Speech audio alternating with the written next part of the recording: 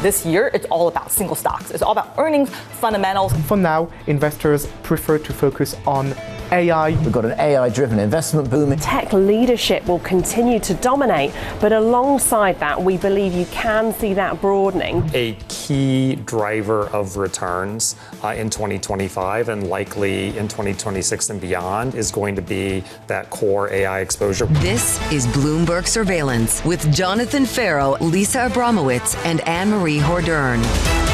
Good morning. Welcome to Bloomberg Surveillance. Stocks trying to find their footing after 3 straight sessions of losses. A new challenge to the rotation thesis coming down with oil prices surging from 2021 lows as President Trump orders a blockade of sanctioned Venezuelan oil tankers. And the tech money ball keeps on rolling with OpenAI in talks to raise $10 billion from Amazon and use its chips, the whole kind of vendor financing experience that we have seen this year. Damian Sassa are back with us for the next 3 hours. Damian, it seems like we see a challenge right now to this idea of immaculate disinflation with just a touch of sense that maybe oil prices could start inflecting a little higher. That's right. Commodity prices are ratcheting back up here. You see prices of gold and oil rallying, shares of BP and Shell are rallying overnight. So certainly the saber rattling by Trump is causing a bit of a stir here in European equities overnight. So every time this happens, oil prices rise, treasury yields rise, and people say they shouldn't be rising because they're actually completely not related. And yet that is what ends up kind of forcing a new narrative onto markets.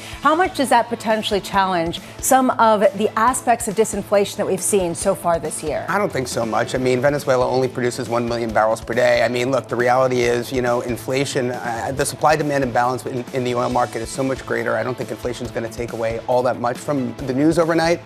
But it's anyone's guess as to where we go from here. I mean, JP Morgan's looking for an average oil price in 2026 of something on the order of $50 to $55. We're currently at $58. So that's the direction of travel. So maybe a head fake. Right now, what you are seeing in markets is a little bit of optimism, although not coming from the place that it has been coming up till now for the past couple of weeks. It is led by big tech. People enjoy the circular financing, the vendor financing. Yay, bring it. S&P futures up 0.3%, a bit more of a pop in NASDAQ futures. A little bit of dollar strength. Honestly, euro dollar has been in this 117 range for so long. It seems like it's just pegged here. Yields slightly higher on the heels of the higher oil prices, up 3 basis points to 417. And you do see crude popping 2.3%, but that is off the lowest levels that we've seen since 2021. Then it's on to CPI tomorrow. And of course, a big address from President Trump later this evening. Coming up this hour, Stephen Auth of Federated Hermes as stocks look to snap a 3-day slide. Elizabeth Economy of the Hoover Institution on what's next for U.S.-China relations. And Veronica Clark of Citigroup looking ahead to CPI inflation data that we get tomorrow. Maybe that will give us some clarity that we did not get from yesterday's jobs report. We begin this hour with stocks edging higher, with investors awaiting a year-end rally that's yet to take shape. Where is Santa? Stephen Auth of Federated Hermes with a 7,800 price target on the S&P 500 for next year, writing, we remain pretty far out of dangerous bubble territory. We believe the market should broaden and we are overweight stocks overall. Stephen joins us now. You also have a heady target for 2027. Thank you so much for being here. Always great to see you. Thank you, Lisa. So why do you push back so much against this idea of a bubble, saying it's not that there won't be a bubble, it's just that it's not dangerous yet? Well, all our clients are asking about it, and it's all the news. And, unfortunately, I've lived through many bubbles. The Nikkei bubble, the Southeast Asia bubble, the TMT bubble, the real estate bubble in '07. And, my experience with those it's been a multiple of factors that kind of define a bubble. And too many people these days are launching on one or two of those. And if you look at all the great bubbles over time, it tends to be about 6 different things that more or less occur. And they've got to kind of conjoin together. All bulls eventually end in a bubble. It's just a factor of once everyone gets on board, then the story starts to feed on itself and it goes to excessive levels. But this one here, in our view, we've set up this bubble monitor for our clients, and we got it up on our website there. And it basically is highlighting in color, green, yellow, red, where we are on the 6 factors. And things like overinvestment is a big thing. We got that at yellow right now. You could make a case, perhaps, for that. Policy errors, not really. We've got a supply side driven policy on the fiscal side that is actually anti-bubble, if you will.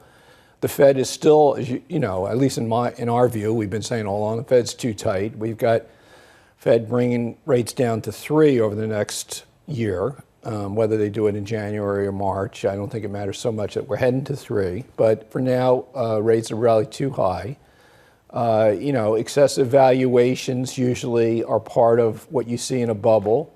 We're nowhere near there right now. Okay, so all of this sounds good. Part of the problem that people have is they understand that the excesses can and probably will get more extreme. At the same time, when you see vendor financing, circular financing, there was a chart that was just fabulous in a story this morning from Bloomberg, where it was just a circle with lots of arrows going back and forth with each of the big tech players. At a certain point, something smells a little rotten. Something is going to be not totally kosher when you get to the end of the day. How do you invest knowing that some of this has never ended well in the past? Yeah, there is some circular financing, but remember, the people doing the financing have established businesses that are throwing off enormous cash flow and are growing at double-digit rates. So it's not like you're dealing with a phantasm here. We've never seen something like this. You've got these giant companies that are throwing enormous amounts of cash, and that's the cash that's underneath the circular financing. I'm not saying it's an easy thing to digest, but for now, at least, we don't think we're near, a kind of hyper speculation level that you'd see in a real bubble. And, our own view is on the Mag 7, they are the core of this era, if you will, this industrial revolution. But we're being selective there, and we think the market is too. I mean, if you look at some of the big players in that space, they're not trading at excessive valuations. Yeah. And we think you can play relative value there. We were heavy in Google earlier in the year. We're Amazon now, I think, is the value play in the Mag 7. I think you can play it like that and then play the broadening out trade. The Fed, one of the things that a lot of people don't get is that the Fed doesn't really affect much of the economy anymore. It had a big effect when the economy was asset heavy. Yeah. And asset heavy means you got to finance. By the way, another aspect of this bubble is not a lot of debt financing, not a lot of excess liquidity. Margin levels are very low, as an example. But Stephen, I'd like to go back to that and touch on that. You and the team at Federated, you mentioned 3% Fed funds by the end of next year. That's 3 more cuts. That's more than the market's currently expecting. Do you base that call on fundamentals, inflation growth expectations, or is it more a function of the two Kevins, a more dovish Fed, Trump's impact on the Fed going through? I mean, what are your thoughts on being a little bit more dovish than the market here? Yeah, look, Damien, we really don't care much about what the Fed says, honestly. They tend to be rear view data driven. Fine. We try to predict what the data they're going to look at looks like. And as I was about to say about the economy, the Fed, and a lot of people comment the Fed, the economy, et cetera. Most of the economy, the Fed doesn't affect. It's asset light. It doesn't actually need interest rates to finance itself. So it's only really now one sector of the economy, the regional banks, the housing sector, that's in a kind of recession because they are very interest rate sensitive. And so what we see here is in that sector, the Fed does need to cut. And we think, with the employment levels aren't going to pick up here. You've got that sector having probably relatively higher unemployment. The rest of the economy, you've got AI driving jobs down. You saw the jobs number yesterday. It's relatively flat, particularly if you take out the 60,000 that they say is overstated. You're basically at zero. So the Fed has every reason with that mandate to keep cutting. And the inflation rates, unfortunately, the established economists all keep predicting the inflation is going to come through, the tariffs, blah, blah, blah. Every single month, the number comes in under the consensus. Well, Stephen, I love the tie. Merry Christmas. Is that a nutcracker tie? Talk to us about the U.S. consumer, the state of the U.S. consumer as we approach the holiday season and into 2026. Do you expect the U.S. consumer to be as resilient as it's been in years past? As a broad statement, yes. Right? You've got real wages are rising. On average, people's incomes are going up higher than the inflation rate. So, the consumer should be okay. We don't think it's a boom, but the consumer seems to be in pretty solid shape. And, that's another aspect here of a market that looks pretty good to us. You're talking about the jobs number, and you were saying, look at that, and it shows how weak things are. 10 other people would say, look at how strong things are, because you actually saw the participation rate go up, and you saw more people come into the labor market, and that was the reason why the unemployment rate went up. How easy is it to have conviction about this rotation trade at a time of such incredible confusion, where we haven't gotten data, and the data that we have gotten has been just evidence for whatever your conviction was before it came out? Well, Lisa, we have a lot of soft data at Federated Hermes, right? We've got our 160 investment people work with me. We're out talking to companies all the time. So we have a pretty good sense of what's happening in the economy. And what we're hearing and seeing is the economy is sort of marching along okay. People's spending plans are higher for next year. They're not planning on hiring a lot of people. So the job market to us is kind of a Goldilocks situation from a Fed perspective. Not too hot, not too cold. And so it's not falling out. I just came back from Europe. Europe's not that exciting, but the odds of a pullback there are low. If anything, people's numbers are probably low relative to where they're going to be, because you got a lot of stimulus coming in. Same way on this side, we've got, as much as we're marching along here, we've got a lot of stimulus coming next year. The IRS checks, you guys have been talking about this, could give some extra stimulus to the economy. And the productivity gains are going to be coming. I mean, look at the productivity increases here, right? You've got a flat labor market and GDP. We've got GDP at 3 for next year. I think the consensus is 2. But either way, you're going to have a pretty good lift in productivity. That's good for profits. Profits drive the stock market. Which is the reason why you see 7,800, and the reason why a lot of people also are getting pretty bullish heading into 2026. Stephen Auth, you're going to be sticking with us, I'm very pleased to say. Right now, let's get you an update on stories elsewhere this morning. Here is your Bloomberg Brief with Yahira Anand. Yahira. Good morning, Lisa. The U.S. is preparing a fresh round of sanctions on Russia's energy sector should President Vladimir Putin reject the latest peace agreement with Ukraine. The new measures could target vessels in Russia's shadow fleet of tankers and the traders who facilitate transactions, with sources saying they may be unveiled as early as this week. Meanwhile, the son of Hollywood legend Rob Reiner has been charged with first-degree murder in the deaths of his father and his mother, Michelle Singer Reiner. Nick Reiner was arrested Sunday night after his parents were found dead in their Brentwood home. The Los Angeles County District Attorney says prosecutors are still deciding whether or not to seek the death penalty. And the California DMV could suspend Tesla sales in the state for 30 days if the company doesn't change its marketing practices. The agency accuses Tesla of exaggerating the capabilities of its autopilot and full self-driving software. Tesla can avoid suspension by filing a statement that it will stop using the name autopilot to describe its technology. That's your Bloomberg Brief, Lisa. Thank you so much, Yahira. Up next, rising pressure on Venezuela. We're dismantling the cartels very rapidly, and they are being declared enemies of the United States of America. Joining us next, Bloomberg's Tyler Kendall and Will Kennedy to break down what's going on and what's at play. This is Bloomberg Surveillance.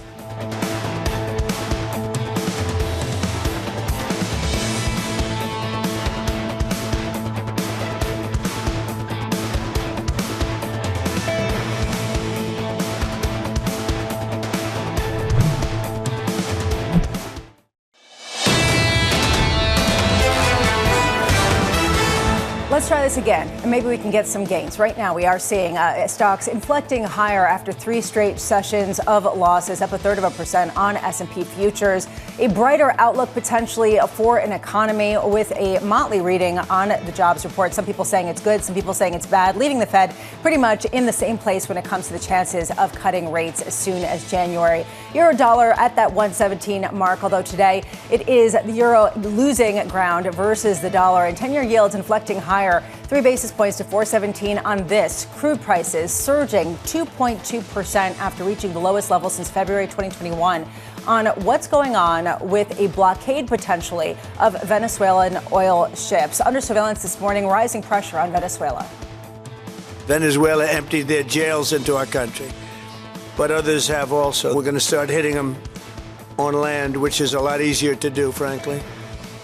But these are a direct military threat. We're dismantling the cartels very rapidly, and they are being declared enemies of the United States of America. Here's the latest. President Donald Trump designating the Venezuelan government as a, quote, foreign terrorist organization and ordering a complete blockade of sanctioned oil tankers moving in and out of the country. Our team coverage starts right now with Bloomberg's Tyler Kendall and Will Kennedy. Tyler, I want to start with you. Do you have a sense of what the end game is, what the U.S.'s goal ultimately is with some of the military activity around Venezuela?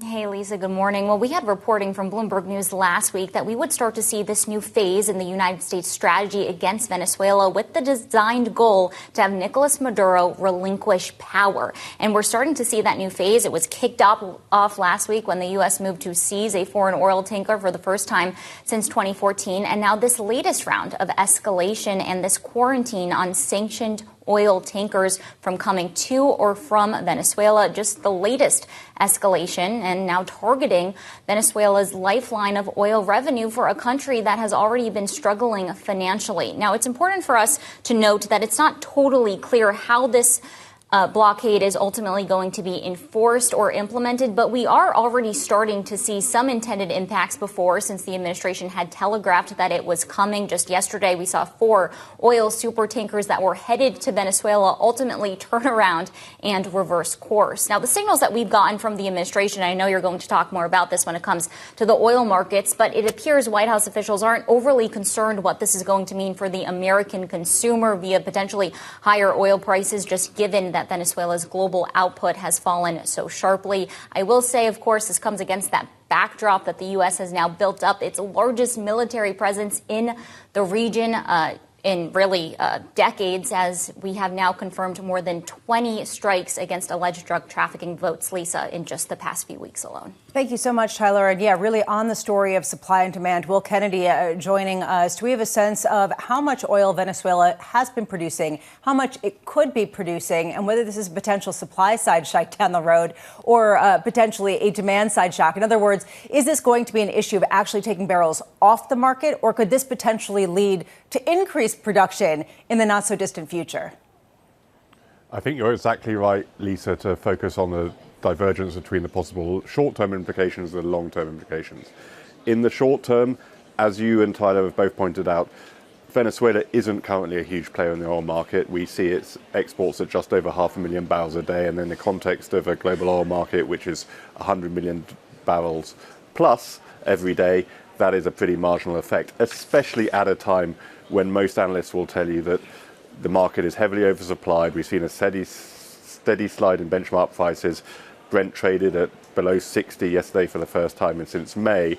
So I think this will disrupt exports from Venezuela and put all the financial pressure on the Maduro regime that Tyler described, but it will not have a huge market impact. We've seen a little bit of a tick up today, but that's in the context of a pretty bearish overall market. But as you say, Lisa, in the medium term, if we got a change of regime in Venezuela and that opened the way to the lifting of sanctions on the oil regime and perhaps more American investment, Chevron is there and will remain there, but more American investment in the Venezuelan oil industry, you could see more Venezuelan exports come into the market, which again would add to the slightly bearish picture that we've been describing in the global oil market in the medium term.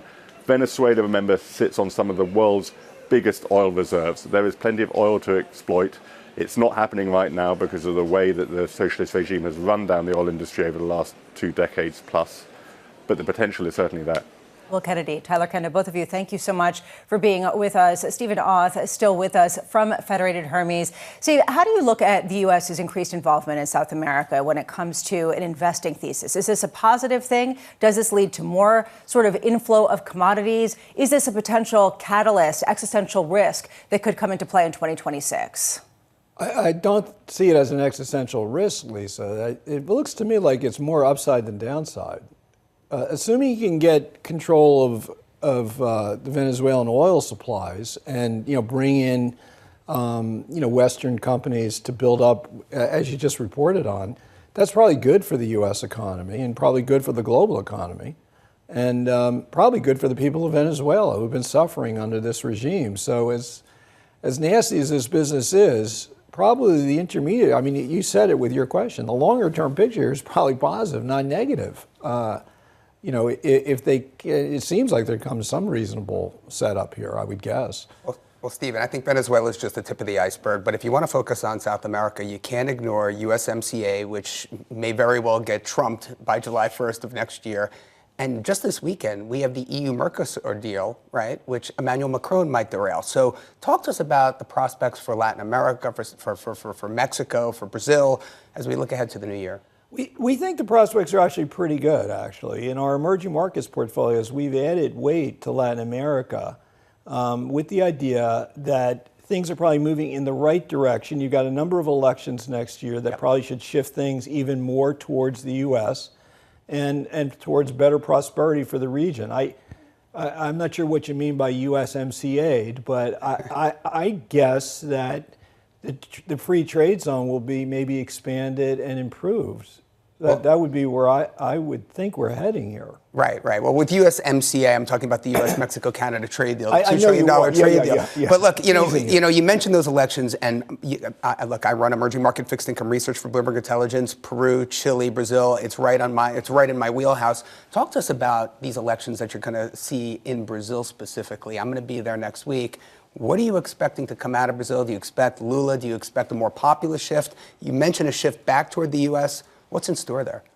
I don't know. Our guys think the shift is probably more back towards the U.S., something a little more back towards the middle. I mean, they've experimented with a pretty far left regime, and probably your reporting is seeing that, right? I mean, in the polls. So that would probably be positive, wouldn't it? I mean, Brazil is a huge economy. Yep. And, bringing them more into a kind of trade zone, if you will, of the West here would be a good thing for the U.S. economy. Another reason to be bullish, I guess, You step back, a lot of people who've come on the show have said that they want to diversify, and that we're going to be speaking with Jean Boivin coming up, talking about a diversification barrage and how it's difficult to diversify in the same kind of way, and you have to really shift in regions away from the United States in part. How much are you doing that? Are you saying, look, it is important to diversify away from dollar-denominated assets just in order to benefit from some of these potential developments? Yeah, Elisa, I just came back from a long trip out to Germany with my PMs and analysts out there, and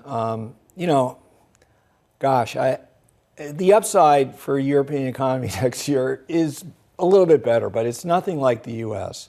And the Europeans don't have the big tech leaders. They've kind of missed the AI revolution. So there's a lot of good companies in Europe. You can make some money there. They're a little bit cheaper than the U.S. companies, but we already gave up a lot of that valuation gap in that big move they had earlier in the year.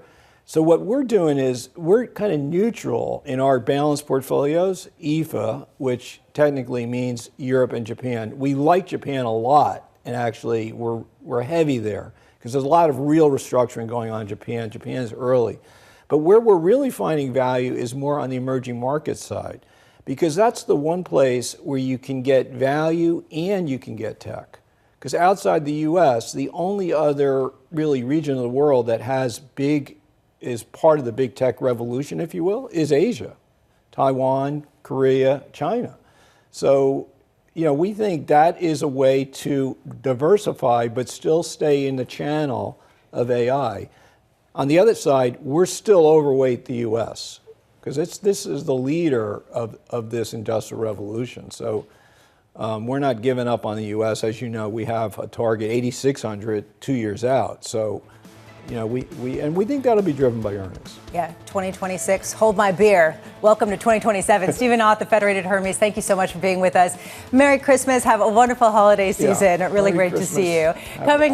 Coming up next, Elizabeth Economy of the Hoover Institution on the state of trade between the U.S. and China. Plus, Yahira Anand with your morning movers. Frontier Airlines takes off on renewed Spirit merger talks. This is Bloomberg Surveillance.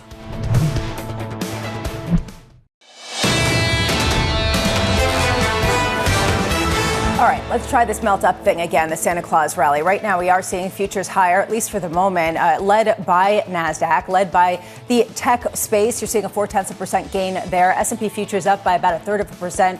Russell 2000 flagging. Is this the beginning of maybe the end of the very brief rotation trade? I understand maybe I'm making a mountain of a molehill, but it is the last full trading week of 2025. When you take a look at 2s, 10s, and 30s, a bid into bonds yesterday as the final interpretation was bearish for the labor market report. Maybe the suggestion that it did open the door to a Fed that could cut rates sooner because of the unexpected jump in the unemployment rate. Today, we take it all back because of oil prices. $3.50 on the 2-year, up about 2 basis points. A similar move on the 10-year, 4.17%. And that 30-year yield still hovering around 4.85%. We mentioned the crude levels getting down to the lowest going back to February of 2021 to yesterday. Today, we reverse that, take that back, with both Brent and WTI traded on the NYMEX up more than 2%. The why comes from Venezuela.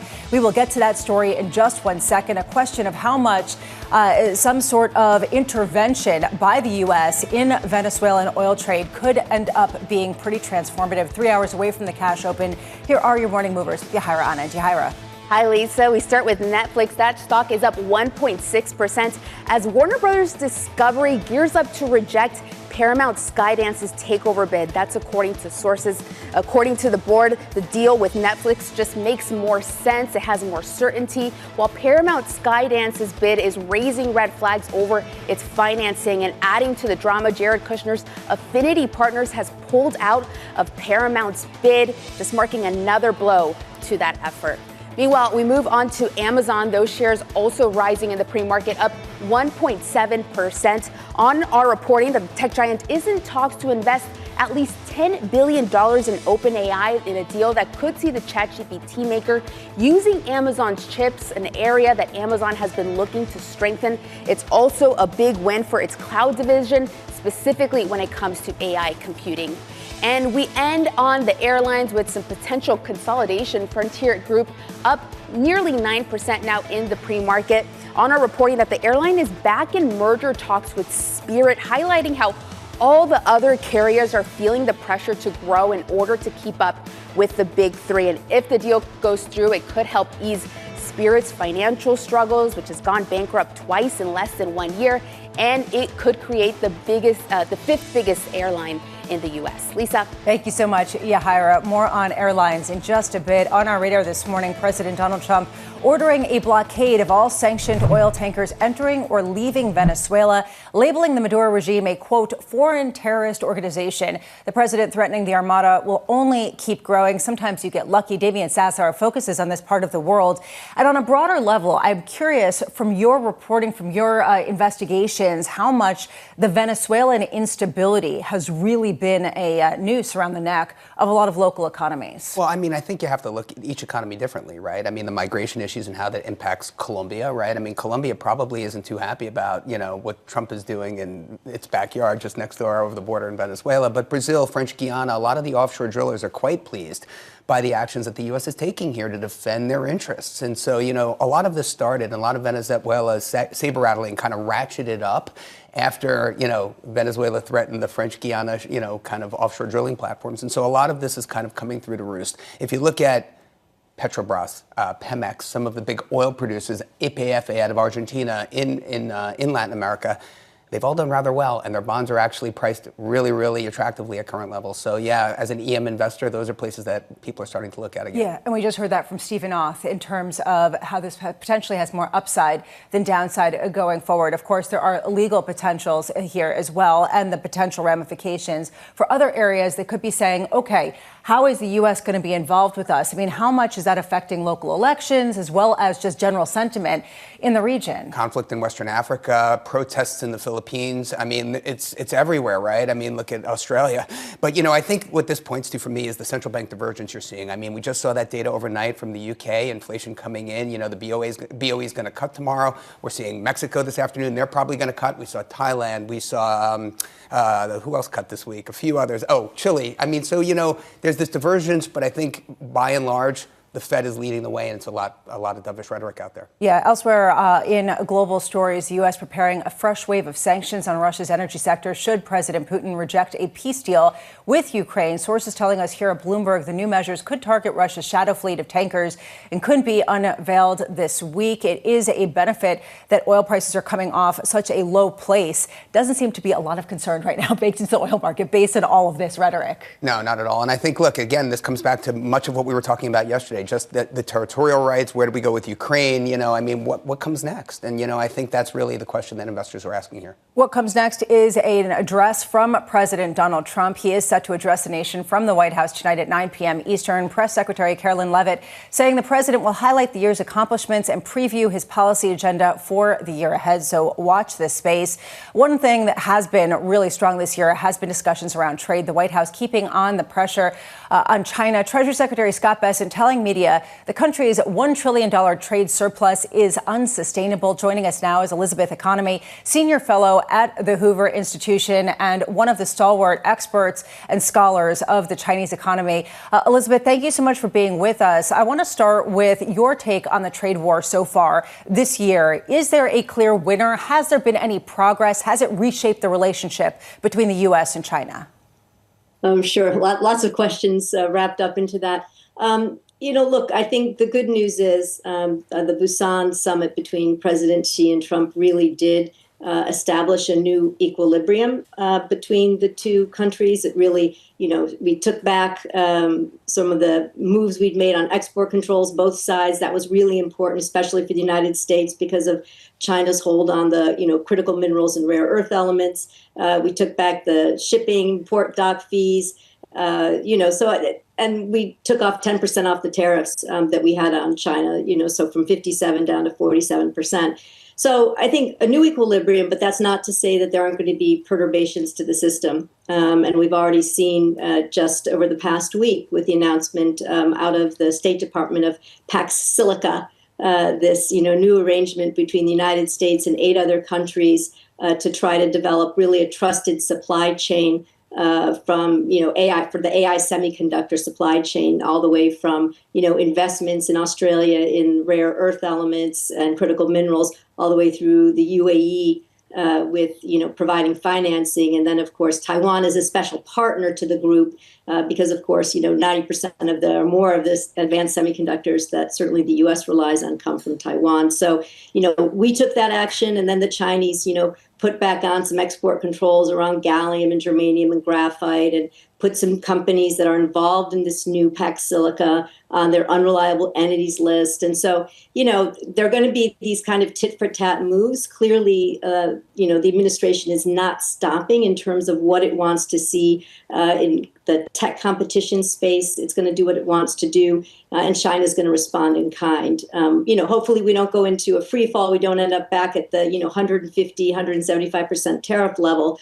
But I don't think it's going to be smooth sailing. There has been this bigger question about which economy is stronger and better to withstand some of this volatility.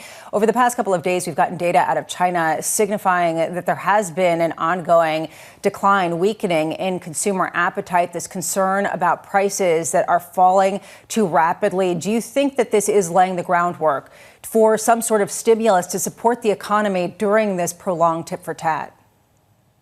I mean, look, the Chinese, playbook is basically, more investment. And, over the past couple of years, that investment has moved away from the property sector, which has been in a prolonged slump, to the tech sector, clean tech, legacy semiconductors, the whole array of made in China 2025 technologies, where China wants to dominate, Chinese companies to dominate at home and then become global champions. So that includes new materials and EVs and AI, all these, important cutting edge technologies.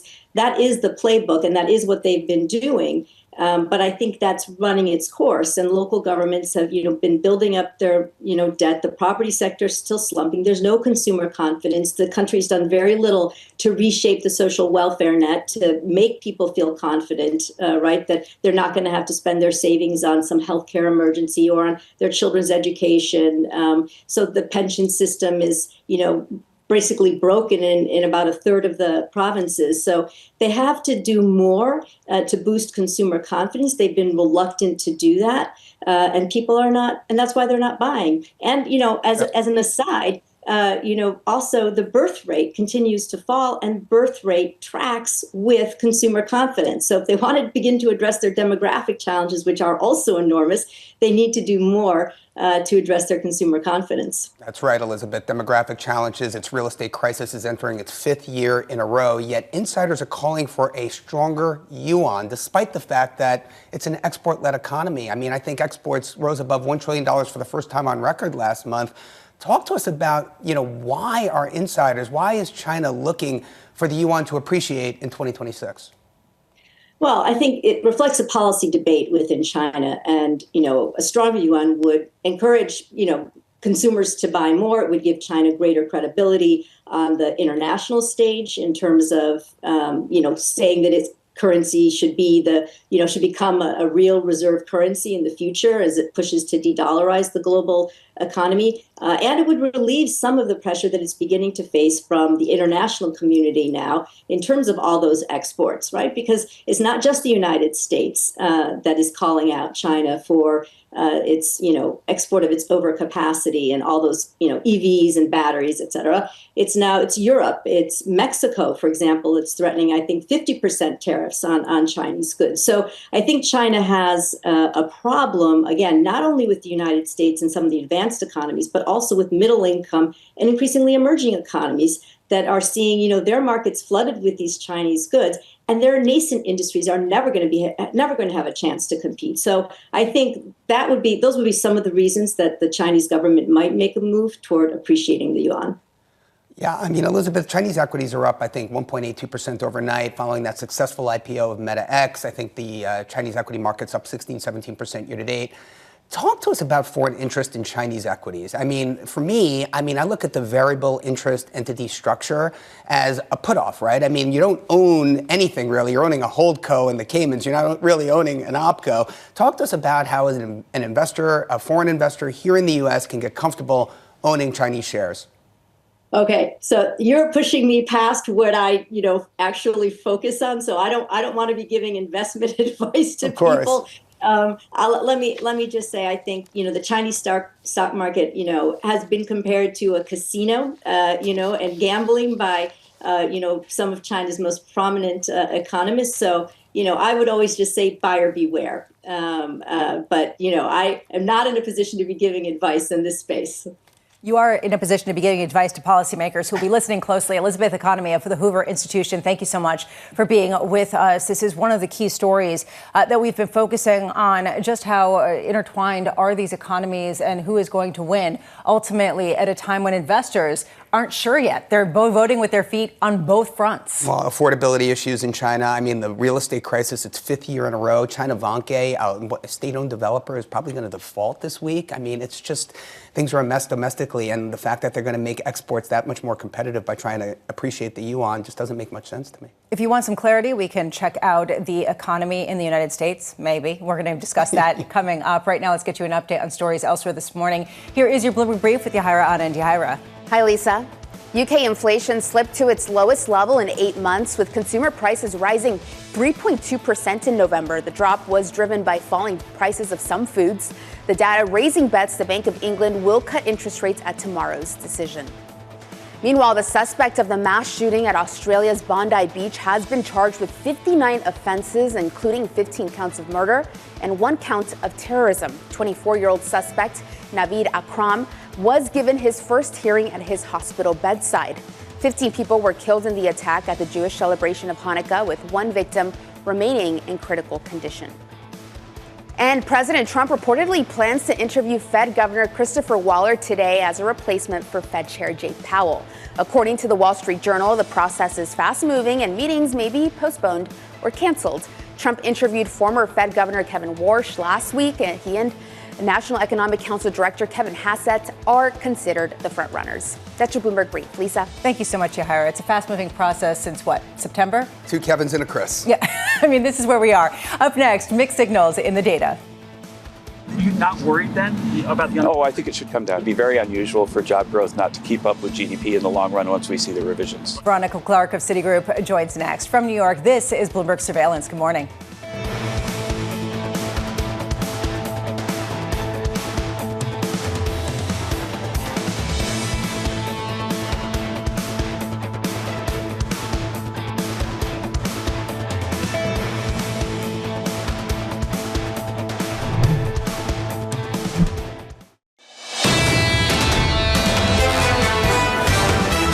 Right now, we're looking at a market that is seeing slight gains ahead of the open, led by the big tech space, interestingly, especially given some of the skepticism about circular financing, vendor financing. We'll get to the latest deal between OpenAI and Amazon that is being speculated on in a second. NASDAQ futures up 0.4%, S&P futures up 0.33%, and Russell 2000 lagging behind. It had been leading. Now we're up about 0.25%. When you take a look at the bond space, any message from the labor market that was anything other than positive, sanguine on the U.S. economy has been shaken off. And right now you are seeing yields inflecting higher. Perhaps this is due to what we're seeing in the crude space. But the 30-year yields, 4.85%. It has been around this level, up almost 4 basis points. On the front end, even up 2 basis points, back to close to that 351 mark. A question of how do you interpret a labor market that does seem to be increasing participation, but where the unemployment rate is increasing. Under surveillance this morning, mixed signals in the data. How concerned are you the unemployment rate keeps rising? We saw an uptick in the unemployment rate, but we also saw uptick a few months in a row of labor force participation. So I think those government workers are out there looking for jobs. And there's an academic literature that suggests that they'll be very successful at it because government workers tend to be very well qualified when they hit the private sector. Are you not worried then about the? I think it should come down. It'd be very unusual for job growth not to keep up with GDP in the long run once we see the revisions. Here's the latest. Traders looking ahead to tomorrow's CPI inflation print following the unemployment rate rising to a 4-year high in November. Veronica Clark of Citigroup writing, the weakening labor market and easing inflationary pressures will lead Fed officials to cut rates in January and March next year with the risk of more cuts. Veronica joins us now. And I should say it is a fired up Veronica Clark from Citigroup, impassioned as we talk about yesterday's labor market report. Yeah. We had on Stephen Auth earlier saying that, look, it shows a positive sign. You are seeing markets shake off the chance of a Fed rate cut in January. You vehemently disagree. Why? Yeah, I absolutely do. I think the Fed is going to take that increase in the unemployment rate much more seriously than bond markets seem to be right now. It does look like a very consistent increase in the unemployment rate now, the last 5 months or so. We already know that 4.4%, that was the number we had before last week's meeting, is not low anymore. 4.6% is certainly not going to be low either. Some people say the reason why the unemployment rate went up was simply because more people are participating in the labor market, which is a positive thing. You want to bring people into the labor market. Why do you wholeheartedly reject what Kevin Hassett was saying, which is a lot of this has to do with government workers going to look for work in the private sector, and they will find it? Yeah, we did see the larger government layoffs. That was the people who took those buyout offers. They dropped off of payrolls this month. But that is still people who are entering a very low hiring labor market and are not finding work who were getting pay. It is true that the unemployment rate rose alongside the participation rate rising, but there were a couple things that happened back in the spring. We saw this really large increase in the level of continuing jobless claims. We saw job growth slowing substantially in May, and the unemployment rate never rose because the participation rate fell substantially then. There has been this really big seasonal trend in all of this data that applies to the participation rate also, and we're kind of just coming up to where we should have been all along. Veronica, talk to me about the dispersion of job growth in the U.S. To me, I look at private job growth. I'm just seeing, private education and healthcare and little else other than that. Talk to us. Is that right? I mean, talk to us about what is in store for the U.S. economy if those are the only segments of the market that are growing here. Right. It was an interesting report in that, we certainly see that consistent strength in health and education. That's been the case for a while now. It is a really precarious place to be. You don't want all of, hiring, all of job growth to come from just one sector.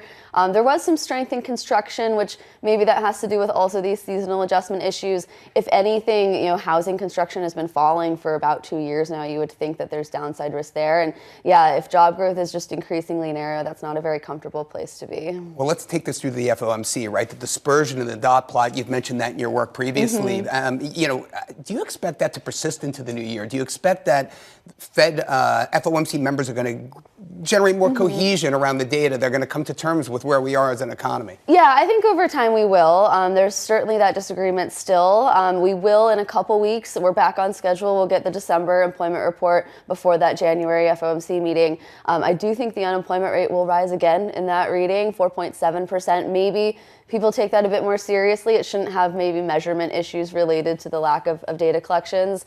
It's going to take more months of data on the inflation side, I think, unfortunately, to convince the Fed hawks that you shouldn't be as concerned.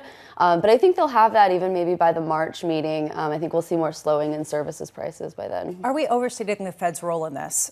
At a time when we've seen the least rate-sensitive economy in a very long time, one that's driven by artificial intelligence and exogenous factors that potentially are affecting the labor market as much as anything else, how much will an additional 25, 50, even 100 basis points of rate cuts actually do? Yeah, it might not necessarily do a lot because the cuts that we've seen so far haven't prevented the weakening in the labor market. But I do worry that we're still in a really prolonged cycle. And this is kind of how John Williams was talking about it yesterday, that maybe this is still a rate-sensitive economy. It's just taking a lot longer to be rate-sensitive. We had so much fiscal policy support the last couple years. The slowing in the labor market, the pullback in hiring really did start 2 years ago, 2023. I don't know if that's going to be all AI related. It could be that rates are restrictive. If that's the case, why have long-end yields risen? We saw 175 basis points of rate cuts going back to September of 2024. 10-year and 30-year yields are higher today than they were then. We're seeing the 2-year yields basically at the same place. They haven't actually been accommodative. So right now the market is saying, we're not buying it. Right. What's wrong with that? Which is not a good sign if it is high rates that are restricting activity right now. You definitely have not gotten that easing that the Fed maybe would have wanted. Obviously, long end yields are going to be a function of a lot of other things. We do run very wide fiscal deficits now, and that's certainly part of it. Maybe questions on stickiness to inflation. And yeah, long run, I could imagine that we're not necessarily going back to 2% inflation exactly. We could be running a bit higher than that. But in the next year or so, if the labor market is weakening, I'm not particularly concerned about those inflationary pressures. Veronica Clark, wonderful to see you. Looking forward to the next time. Veronica Clark of Citigroup. I mean, to me, this is sort of the conflict, right? Nobody's thinking that there's going to be any sort of downturn, any sort of recession. You're seeing that priced into bonds. You're seeing that priced into stocks. At the same time, real weakness in the labor market. Well, you're talking about term premium, Lisa, and you're right to be talking about it, because what will it take for an investor, an institutional investor, to move out along the curve, right? I mean, this is something that in emerging markets, we talk about all the time. Most emerging markets, you go past the 2-year, there's very little liquidity in 5s, 10s. I mean, there's no 30-year in some of these markets. But here in the U.S., the fact that we're dealing with this, and not just the U.S., in all developed markets, that we're coping with this steepening of the curve, especially 10s, 30s, it's a real issue. Yeah, although you just hear Bob Michael in my head saying there's so much cash out there, and at a certain point people want to get more than 3% on their cash holdings. Just caught in private credit, which is all short duration. Exactly. They can't get out. Which is now $8 trillion in money market funds. We'll be talking about this. What does it mean to diversify? Coming up next, Jean Boivin of BlackRock, the whole idea of the diversification mirage. Republican Congressman French Hill ahead of that address from President Trump later this evening. Congress, as well as Sheila Kahyaoglu of Jefferies, as we talk about some of the drama going on in the airline space. And Jill Carey Hall of Bank of America, as Russell 2000 doesn't necessarily have leadership today. It has been gaining the leadership, though, hinging on this bet of the U.S. economy and Fed rate cuts. How feasible is that, given some of the economic data that we've seen so far? Right now in markets, you are seeing a lift that we've been waiting for, 3 straight days of losses. And right now you are seeing gains across the board, led by big tech. People not concerned by circular financing, vendor financing. Bring it on. Up almost 0.5% on NASDAQ futures. In the bond space, a little bit of a sell-off. Coming up, we'll talk a little bit about oil prices, a little bit about OpenAI and Amazon, and a little bit about CPI. This is Bloomberg Surveillance. Good morning.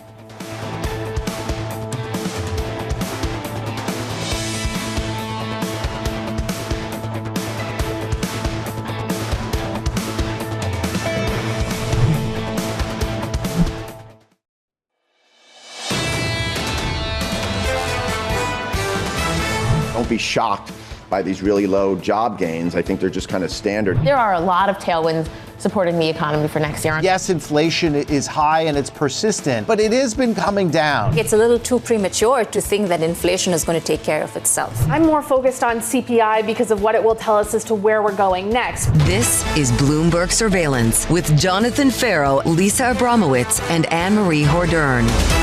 Good morning. Welcome back to Bloomberg Surveillance. Stocks inflecting higher after 3 straight sessions of losses as big tech reclaims leadership, maybe just briefly. Oil prices surging from 2021 lows as President Trump orders a blockade of sanctioned Venezuelan oil tankers.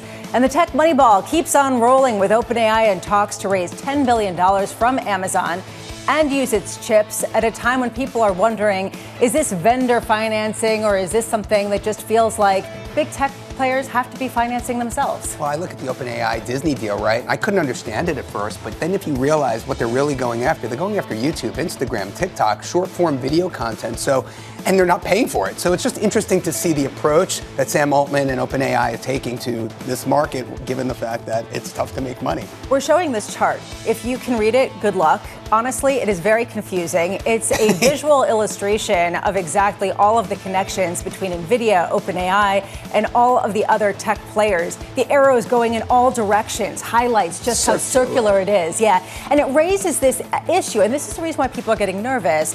How much are some of these companies becoming systemically important, right? If OpenAI doesn't deliver on promises that are pretty extreme, how much does that threaten the rest of the universe? There were articles yesterday about how Oracle has pledged more than $200 billion of lease payments over the next 10 years, which is an enormous sum. So you put all this together, this is the reason why there have been these jitters. Lisa, it's very reminiscent of the late 90s when we saw JDSU and Lucent and Cisco and all these. I mean, like, oh, sure, we'll just pay for you to buy our servers. I mean, it is very reminiscent of that. So I understand the fear in markets. At the same time, it does promise to be revolutionary, which is the reason why people are betting on the gains and betting on the efficiencies. Right now, what you are seeing in markets is that positivity coming home and this idea that maybe people see certain companies as doing better, as possibly profiting, Amazon in particular, with their latest nascent chip industry, up 0.4% in NASDAQ futures, S&P futures, up now about a similar amount. Russell 2000 lagging behind in the bond space. A bit of a sell-off today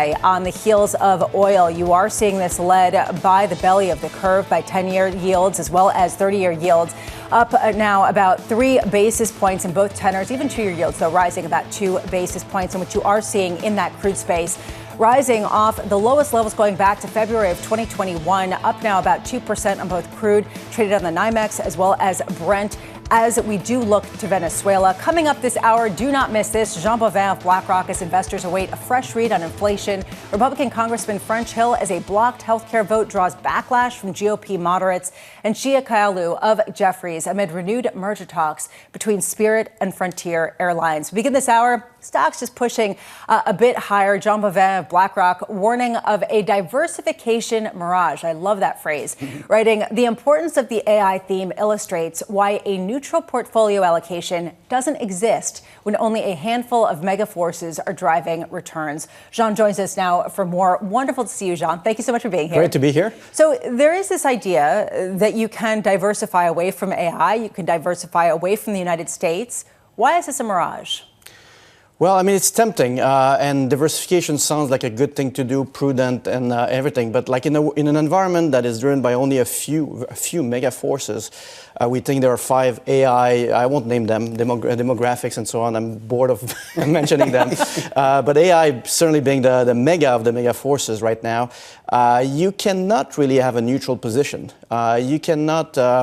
Be in a halfway house. So either you are with the AI and you buy the market, or you go equally weighted, but you can see an equally weighted performance of the S&P over the last 18 months, and you have massively underperformed. So there's not really like a halfway house and neutral positions. Same thing with U.S. market versus Europe.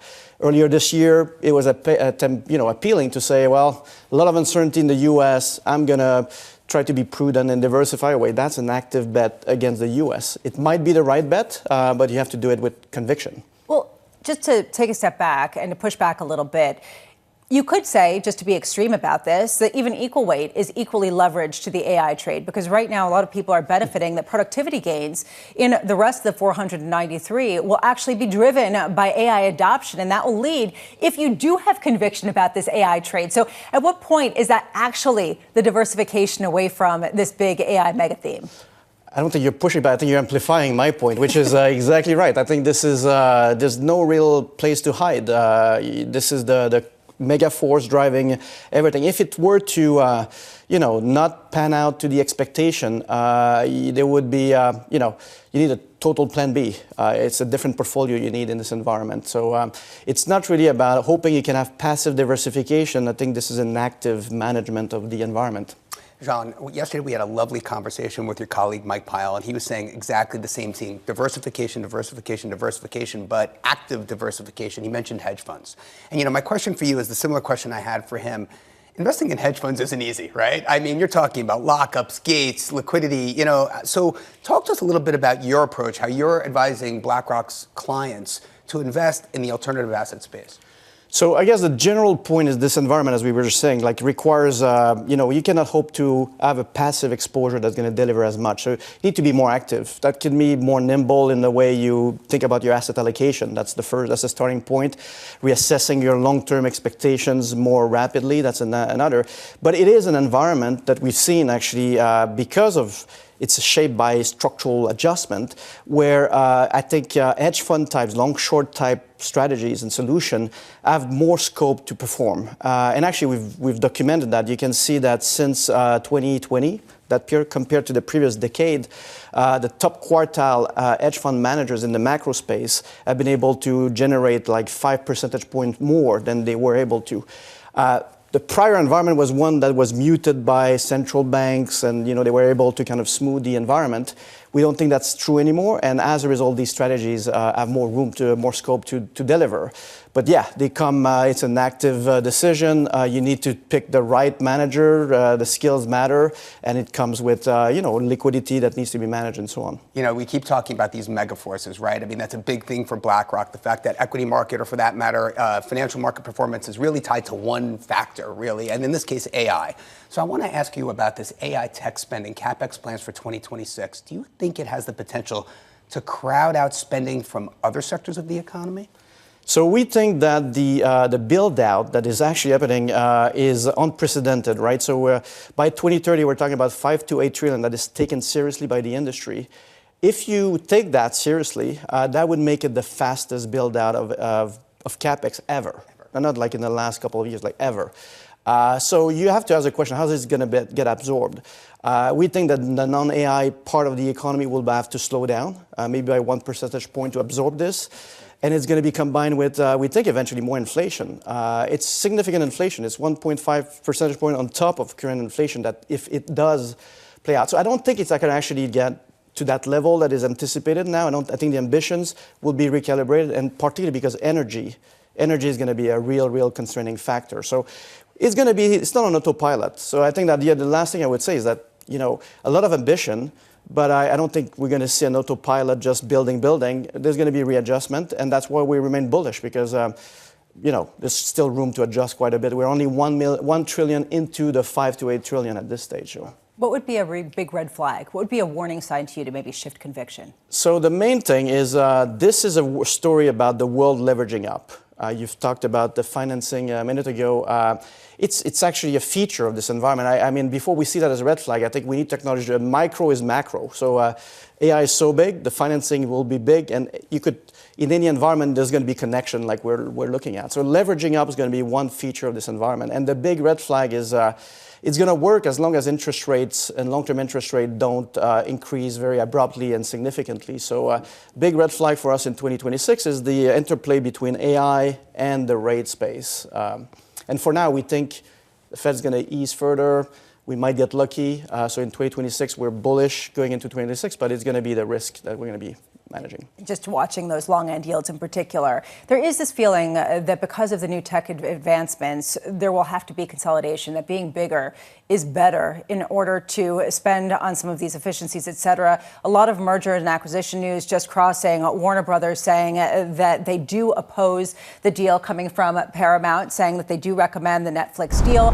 saying that the Ellison family has not chosen to backstop the Paramount Skydance deal, which actually is a pretty big deal. Also, with the idea that you are seeing the first son pull back from this deal, Jared Kushner and his fund also pulling out. Warner Brothers deeming the Paramount offer inferior and inadequate, saying that there's no difference in regulatory risk between the two. You are seeing Netflix shares up about 1.6%. I'm not going to ask you to comment on this, John. I know you're not going to.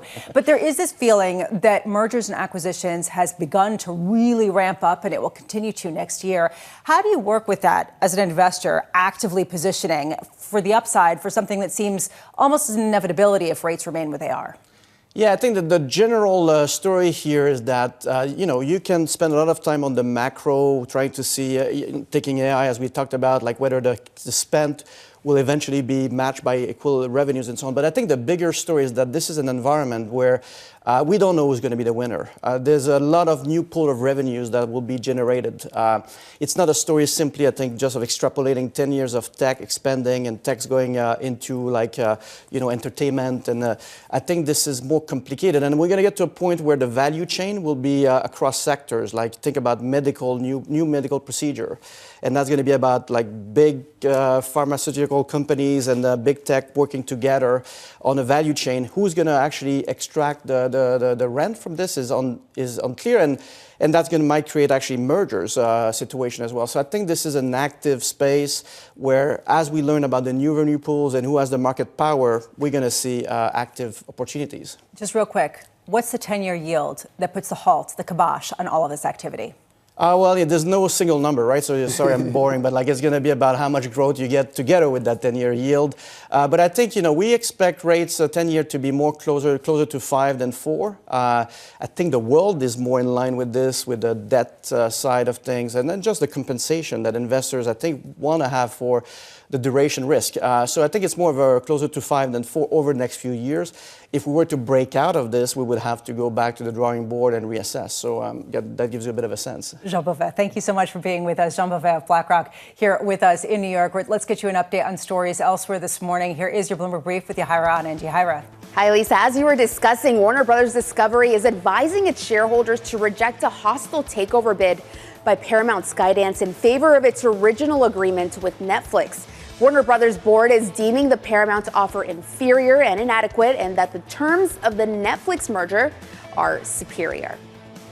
Meanwhile, President Trump ordered a blockade of sanctioned oil tankers going into and leaving Venezuela.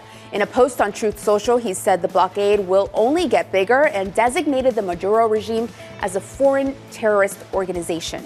The developments have led to a climb in oil prices after they touched nearly 5-year lows. And SpaceX has told its employees the company is entering a regulatory quiet period as it prepares for potential IPO in 2026. Sources telling us here at Bloomberg, employees have been asked to refrain from commenting on, discussing, or otherwise pumping up the company's plans for its public offering in accordance with SEC rules. That's your Bloomberg Brief. Lisa. Thank you so much, Yahira. Up next, failing to find a healthcare solution. We worked on it all the way through the weekend, in fact, and in the end, there was not an agreement, wasn't made. I am pissed for the American people. This is absolute bullshit. Republican Congressman French Hill joins us next from New York. This is Bloomberg Surveillance.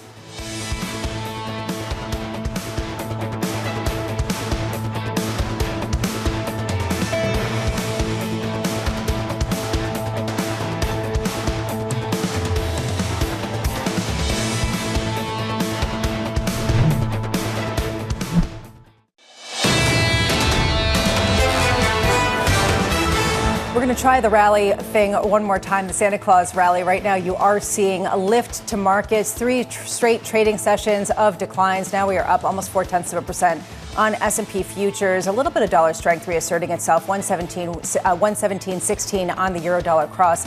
10-year yields up by 3 basis points right now, almost near that 418 mark. We've been pretty much hovering around that level for a while. And crude up 2.2% on the backs of the plans of the United States to create a blockade around sanctioned Venezuelan oil tankers. More on that coming up in a bit. Now the focus turns to Washington, D.C. as lawmakers try to avoid another government shutdown in January, under surveillance this morning, failing to find a health care solution. We looked for a way to try to allow for that pressure release valve, and it just was not to be. We worked on it all the way through the weekend, in fact, and in the end, there was not an agreement wasn't made. I am pissed for the American people. This is absolute bullshit, and it's absurd. 3/4 of people on Obamacare are in states Donald Trump won. So maybe, just maybe, everybody should look at this and say, how do we actually fix the healthcare system?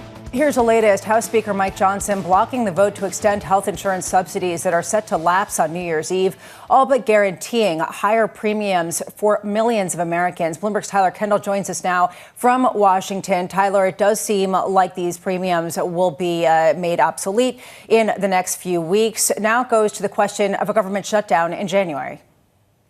Right, exactly, Lisa. There's a lot on the table. I believe we're now about 5 weeks away from that January 31st deadline when government funding could run out again. And it's probably an understatement to say, as you just heard, that tensions have been rising between House Republican leadership and moderates who are saying that they want to see something done when it comes to these expiring Obamacare premium tax subsidies. An analysis cited by Bloomberg News estimates that more than 20 million Americans could see their premiums spike in the new year. That set a few different policy options on the table. One, moderates, including Mike Lawler, who you just heard from, now have to decide if they want to sign on to what's known as a discharge petition, which could force a vote on extending for 3 years those premium tax subsidies. That has the support of Democrats. But the reality is none of this is expected to get done before Congress adjourns for the new year. So at this point, we haven't even spoken about how the Senate also needs to tackle this issue. So potentially we could see some sort of health care agreement be tacked on to that government funding bill.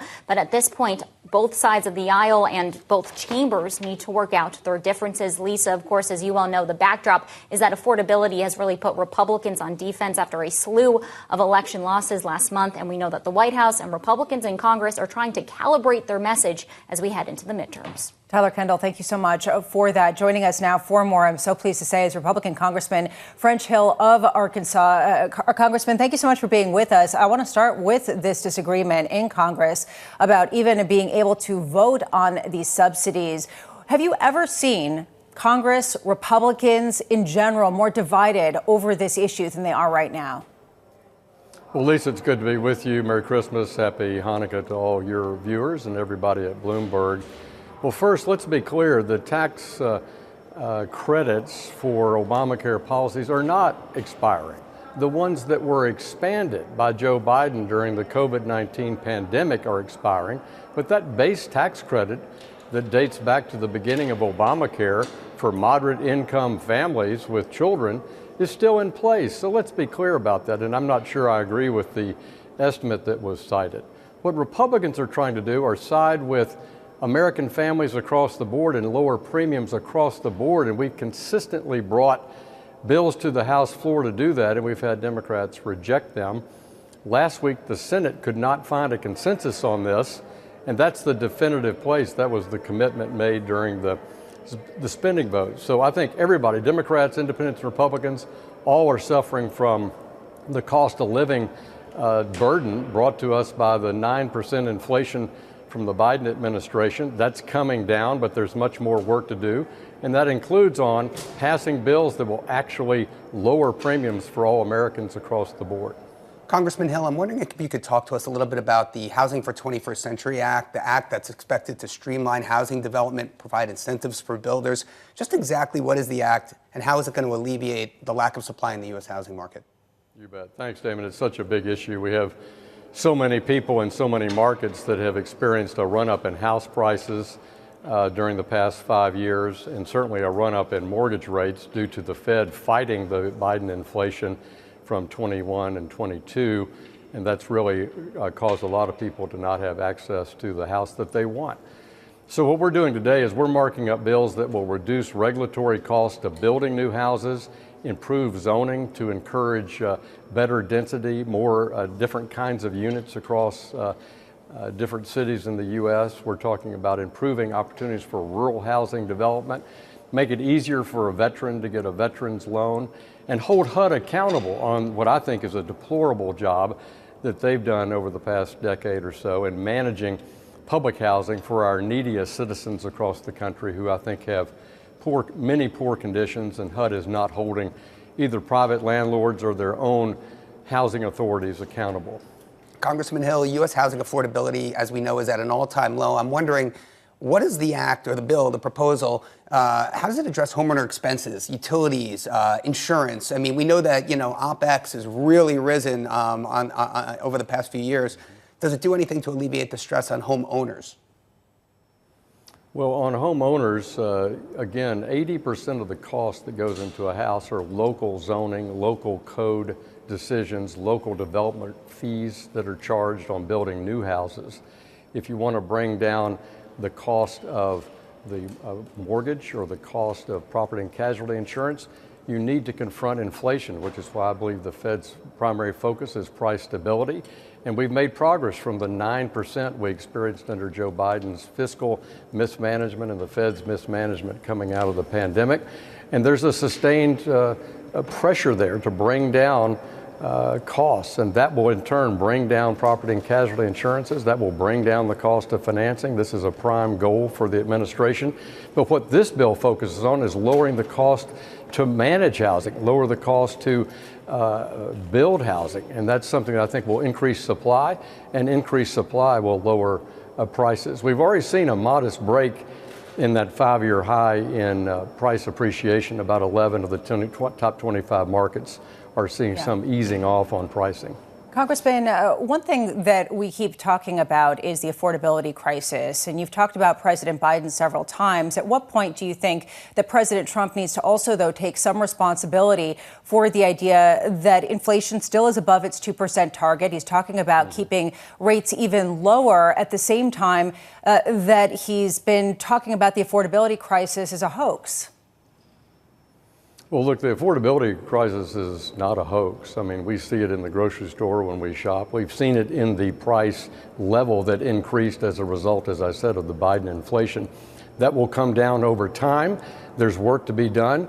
I think the president's put his attention on doing that by lowering long-term energy prices, by increasing, we're going to vote this week to increase permitting on federal lands, which will open up future development for oil and gas production. That's good. Encouraging production across the country will bring down gas prices over the next few years. And petroleum goes into everything that we make, so that will help bring down prices, as well as some of the things we're tackling on deregulation and financing. I've worked hard in my committee to bring down the cost of financing by making our banks of all sizes more competitive, to have more capital to lend to people who are building houses or wanting to have a mortgage on their first house. Congressman, just about a minute left, but how much will further Fed rate cuts actually help with the affordability crisis if price stability is, you said, is their preeminent mandate?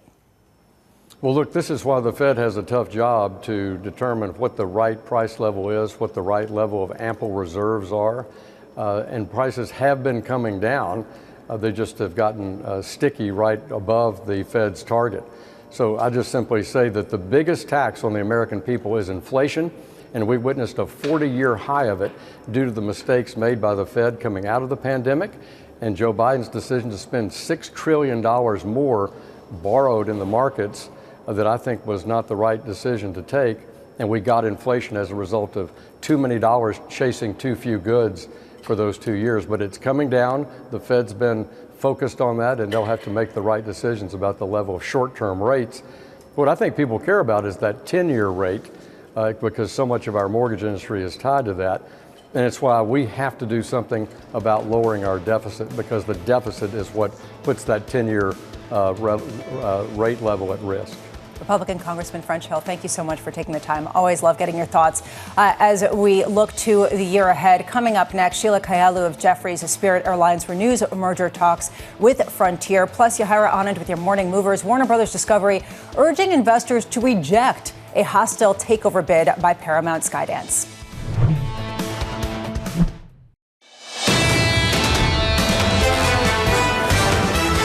Seeing gains to start this Wednesday morning after the jobs report yesterday. I'm not going to ever get used to non-farm payrolls Tuesday, but there we were. Right now, you are seeing that bleed upward after 3 straight days of losses. It's being led by the tech sector, reprising its number one position, up 0.4% on NASDAQ futures. Russell 2000 up 0.33%. If you take a look at 2s, 10s, and 30s, you do see that sell-off in the bond space. Yields higher on the heels of higher oil prices, led by the long end of the yield curve. 30-year yields back up toward that 4.85%. 4.84% this morning, up 3 basis points. A similar move on 10-year yields. On 2-year yields also inflected higher by 2 basis points to 3.50, with this idea that the Fed may not have to cut, even though there still is a lot of disagreement about just how weak the U.S. labor market is. And the crude space really is sucking the oxygen out of the bond world. This morning, you are seeing you're seeing oil prices up 2%. After reaching the lowest levels since 2021 on concerns about the U.S. possibly blocking Venezuelan sanctioned oil tankers and what that means for supply. 2 hours away from the cash open, here are your morning movers with Yahaira and Yahaira. Hi, Lisa. It is confirmed Warner Bros. Discovery has come out urging investors to reject Paramount Skydance's takeover deal, calling it inferior and risky compared to its original deal with Netflix, which it says offers more value, though that deal faces its own risks because combining Netflix and Warner Bros. Discovery will create a streaming behemoth, which will lead to regulatory challenges. And looking at the trade, we are seeing Warner Bros. Discovery and Paramount weaker, while Netflix is up 1.25%.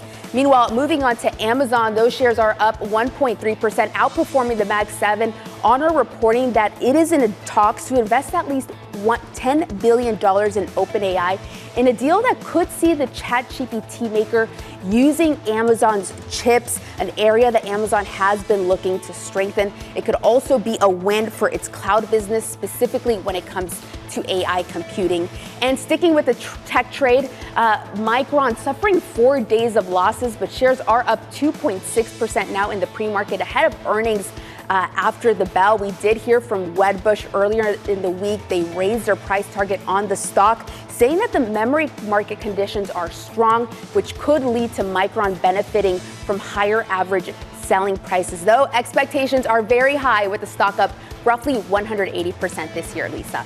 Thank you so much, Yahaira. On our radar this morning, Warner Bros. Discovery is advising its shareholders to reject a hostile takeover bid by Paramount in favor of its original agreement with Netflix. The board of directors raising concerns about Paramount's uncertain financing, Damien, with this idea that maybe they will not get the backing from both the Ellison family or Jared Kushner's fund. Well, Lisa, I was talking with Geetha Raghunathan, our strategist here at BI, on this just yesterday, and what she said was the deal's just not enough money. I mean, there's a $1 breakup fee. The networks itself cost $3. It needed to be something like $31.75, $32 a share in order for Paramount to actually be taken seriously. So I don't think this is that much of a surprise to the insiders. Yeah, Geetha is going to be joining us within that hour. I'm just curious, though, about what this means going forward about the regulatory concerns, right? Because a lot of this had to do with the potential for President Trump to side with Paramount Skydance because of the Ellison involvement, not to mention Jared Kushner. You take them out of the picture, you hear Warner Brothers saying that the regulatory landscape is the same for both.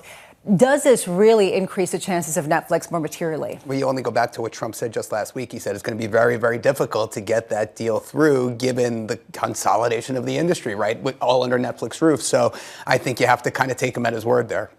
Well, let's talk about the consolidation within the tech industry. OpenAI is in initial discussions to raise at least $10 billion from Amazon and use its chip. The deal could value OpenAI at more than $500 billion and mark a win for Amazon's fledgling semiconductor division. This really comes down to Amazon trying to get its chips in competition with NVIDIA and willing to pay up for it. They're paying up for the privilege of OpenAI using their chips. We all know that top line growth at OpenAI is going to be limited, not just by, obviously, its cash burn, but supply constraints tied to, compute for training and inferencing. So this is something that's not new. I think the fact that they're partnering with Amazon on this is kind of, a good thing. But, you're right. I mean, the cash burn at OpenAI, look, if you want to talk about M&A activity to next year, just look at OpenAI and what the plans are there. I'm sure it's going to be there's going to be an offering in the not too distant future. It seems like people are willing to swallow their concerns because the promise is so great that truthfully people have to finance it somewhere. And so people are shrugging this off and saying, look, this is part of what's going on. Meanwhile, the California DMV saying Tesla sales in the state could be suspended for 30 days if the company doesn't change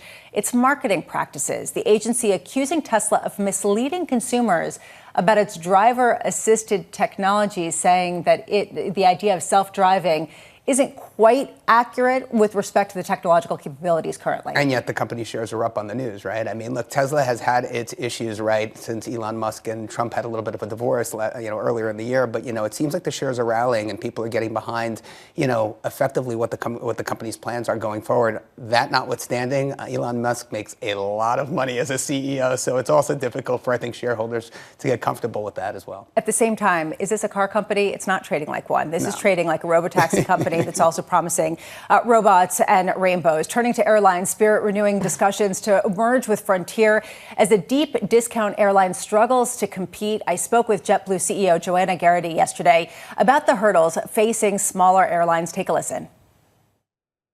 Smaller carriers really need to be given a fair shot to win in this environment, and that's not happening right now. So we're focused on what we can control. We're focused on a whole series of initiatives under our Jet Forward program. We do need the government to kind of make that a more level playing field so smaller carriers can more effectively compete. 2026 really is the year that we should reap the benefits of all these initiatives that we put into place in 2025. Sheila Kahyaoglu of Jefferies joins us now for more. And as we talk about mergers, once again, in the airline space, aside from the big three, how difficult is it for companies that are not Delta, United, or American to survive in the current landscape of airlines? Yeah, this seems to be a more defensive move on the part of the airlines, right? Consolidation is driven by defensive tactics. And airlines in general are a very tough business. That's why they trade at 60% discount to the market. Airplanes are expensive. Boeing knows that. Costs are expensive. 30% is jet fuel. 30% is labor. And when your revenues are growing 3% because your pricing is down and your costs are up 5%, it creates a very difficult environment for airlines to thrive in. Whether that's gate costs like JetBlue mentioned or additional fees, it makes it hard for airlines. So they have to consolidate or they have to price down to take market share. Or they have to become other industries like credit card companies or luxury experience providers. I mean, how much is that the saving grace, the idea that you could get some sort of additional premium customer, that people are leaning into experiences, willing to pay for it? How much is that really, truthfully, the model going forward? That's always been the bull case on airlines. You value Delta Sky Miles on a credit card multiple. You value their MRO business on an aftermarket multiple of 25 times EBITDA. And all of a sudden, you're getting an airline for free, essentially. So that's been the bull case, but the separation of those assets is likely hard, and we haven't seen that happen. Sheila, I know you and the team at Jefferies are bullish on United, but I'd like to talk about American Airlines and some of the management decisions which has put the company in place where it is today. I'm talking about Seattle. I'm talking about routing. I'm talking about choice of, which airplanes to retire. What will it take for American Airlines to right the ship here? I think the airline set up into 26, and I say this every January, and then I regret it in February because I say the setup is positive for airlines, and I retract those comments pretty quickly. And we've done that for American the last 2 years, but I do think the setup is positive, and that capacity going into 26 is fairly tight. That goes across the board for the airlines. And American in particular has very easy comps. Recall a year and a half ago, they had a snafu with their corporate relationship. So their corporate is just getting back to 2024 levels. So they're about a year behind. And if that's where we've seen a lot of the premium growth is on that corporate. So that could be a huge upside driver for them if they take back their share and then some, which they seem to do. So they have the easiest comp set. And airlines in general have an easy comp set with the shutdown, with the tariff impact in Q1. So essentially Q1 and Q4 are easy comps for them into 26. But we'll see. I think a re-rating takes disciplined capacity in the market and pricing for the main cabin to really improve at least to flat. Well, let's shift gears to the manufacturers. Let's talk about Airbus and Boeing, right? Let's talk about, how the market's coping with these supply chain bottlenecks. I'm talking about forgings, castings, interiors. Talk to us a little bit about what your projections for those two companies are in the new year. Sure. So I actually had one of my favorite days of my career last week. I went up to Seattle by myself and got to spend 10 hours in Renton and Everett. And it was the most fun I've had in that I saw the Boeing Renton line, which creates the 737. That's about 50% of their sales buzzing for the first time. It was really neat to see the 3 lines cycling at 42. This is a manufacturer that was doing 25 a month in 24. Wow. So to double production at the end of this year and the employment base was invigorated. They were happy. And I think the new CEO, Kelly Ortberg, who's been there for 18 months, is certainly making that change happen. He's changed about 40% of the leadership in order to do that. So really good news on the 737 front in that the production rate is actually going up. Airlines will have planes, and it's a matter of certification on large programs like the 777X they have, which they took a big charge for in Q3. So will that be certified at the end of next year? It sounds like all of the airline and airplane-related executives saying 2026 will be our year. 2025 wasn't exactly it due to all of the machinations throughout this year.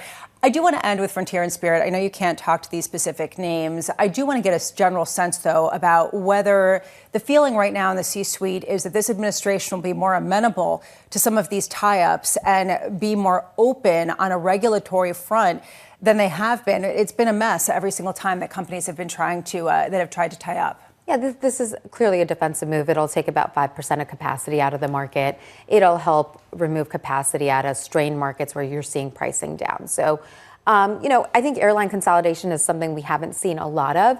In aerospace, on the other hand, going back a deal a day in aerospace and defense tech, it's been very prolific for transactions in that market, whether it's manufacturers or defense tech, with the administration really supporting growth in the industry. So that's been a positive. Sheila, thank you so much for being with us. Sheila Kahyaoglu of Jefferies here in New York. Right now, let's get you an update on stories elsewhere this morning. Here is your Bloomberg Brief with Yahira Anna and Yahira. Hi, Lisa. President Donald Trump is set to address the nation from the White House tonight at 9 p.m. Eastern. Press Secretary Caroline Leavitt saying the president will highlight the year's accomplishments and preview his policy agenda for the year ahead. It comes at a pivotal time as Trump's poll numbers soften and with the economy facing headwinds. Meanwhile, Ford has canceled a multi-billion-dollar EV battery contract with Korean supplier LG. The amount is equivalent to more than a third of LG's total revenue from last year. The decision comes after the U.S. automaker also rolled back its electric vehicle ambitions. And Alphabet's autonomous driving unit Waymo is in discussions to raise more than $15 billion at a near $100 billion valuation in a funding round led by its parent company. Sources telling us here at Bloomberg that Waymo and its would-be financial backers have weighed a valuation as high as $110 billion as the company ramps up its fleet and expands into new cities. That's your Bloomberg Brief. Lisa. Thank you so much, Yahira. Up next, room to chase. The small cap Russell 2000 index is only able to deliver 6%. There's still room for a chase within small caps, mostly if you're in this special environment where you're expecting an easier Fed and you're getting resilient growth. Jill Carey Hall of Bank of America Securities joins us next as so much hope gets tied up right now with the small cap space. From New York, this is Bloomberg Surveillance. Good morning.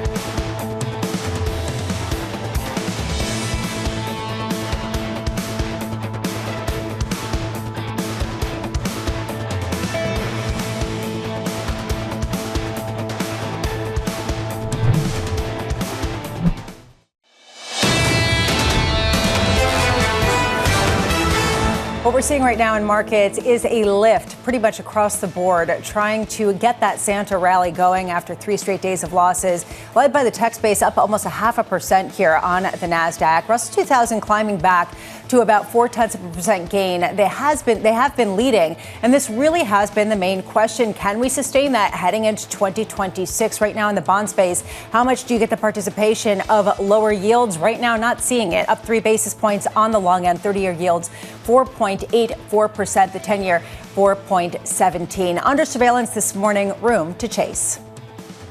You came into the year expecting 40% EPS growth, and the small cap Russell 2000 index is only able to deliver 6%. It doesn't necessarily deserve the benefit of the doubt. There's still room for a chase within small caps, mostly if you're in this special environment where you're expecting an easier Fed and you're getting resilient growth.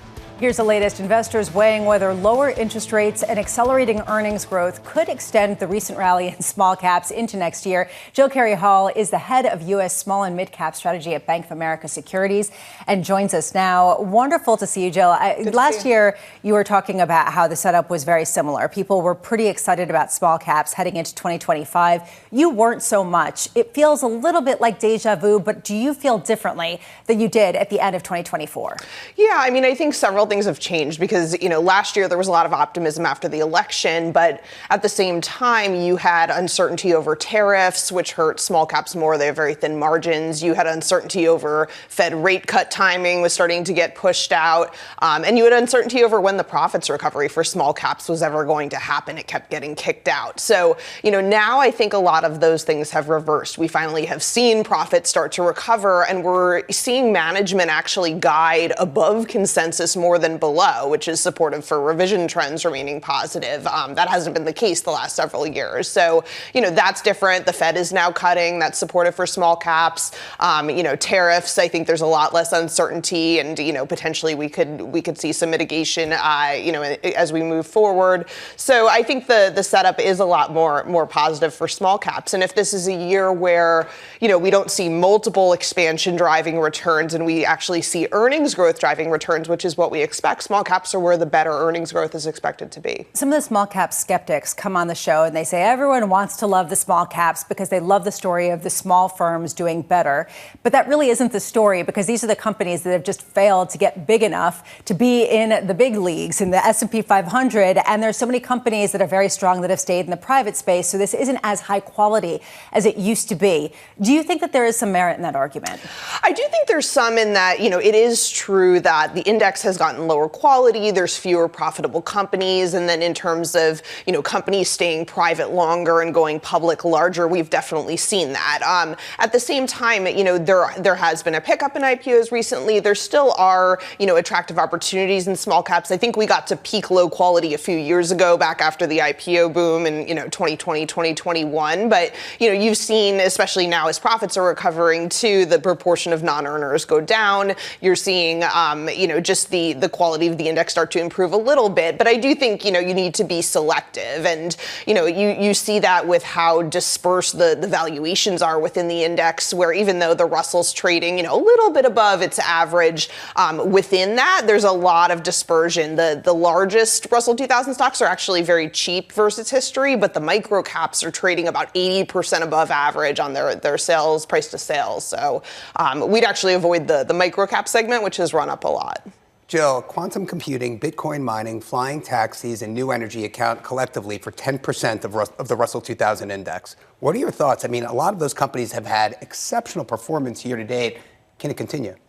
Well, I think there's certainly been a number of themes within small caps and pockets of the market that have gotten driven up, and, some of the micro caps, like I mentioned, and retail trading has been, a phenomenon that's caused, I guess on one hand, better performance of the overall small cap index this year, but also more concentration. So that's created a really tough year for small cap active managers, where only about 15% of them have been able to outperform the index this year. So, for managers that are struggling, they're not alone. It's been a tough year for everyone to beat the benchmark, which has become more concentrated. So, I think there are still some opportunities in some of the interesting themes where, when we even look at AI, I mean, this has obviously been more of a large cap story, but an increasing proportion of small caps are talking about AI on earnings calls. And the ones that are mentioning it the most are actually cheaper and have higher expected growth than some of the large caps. So, I think it's an area where a lot of stocks have run up, but there's still a lot of opportunities, and one has to be selective.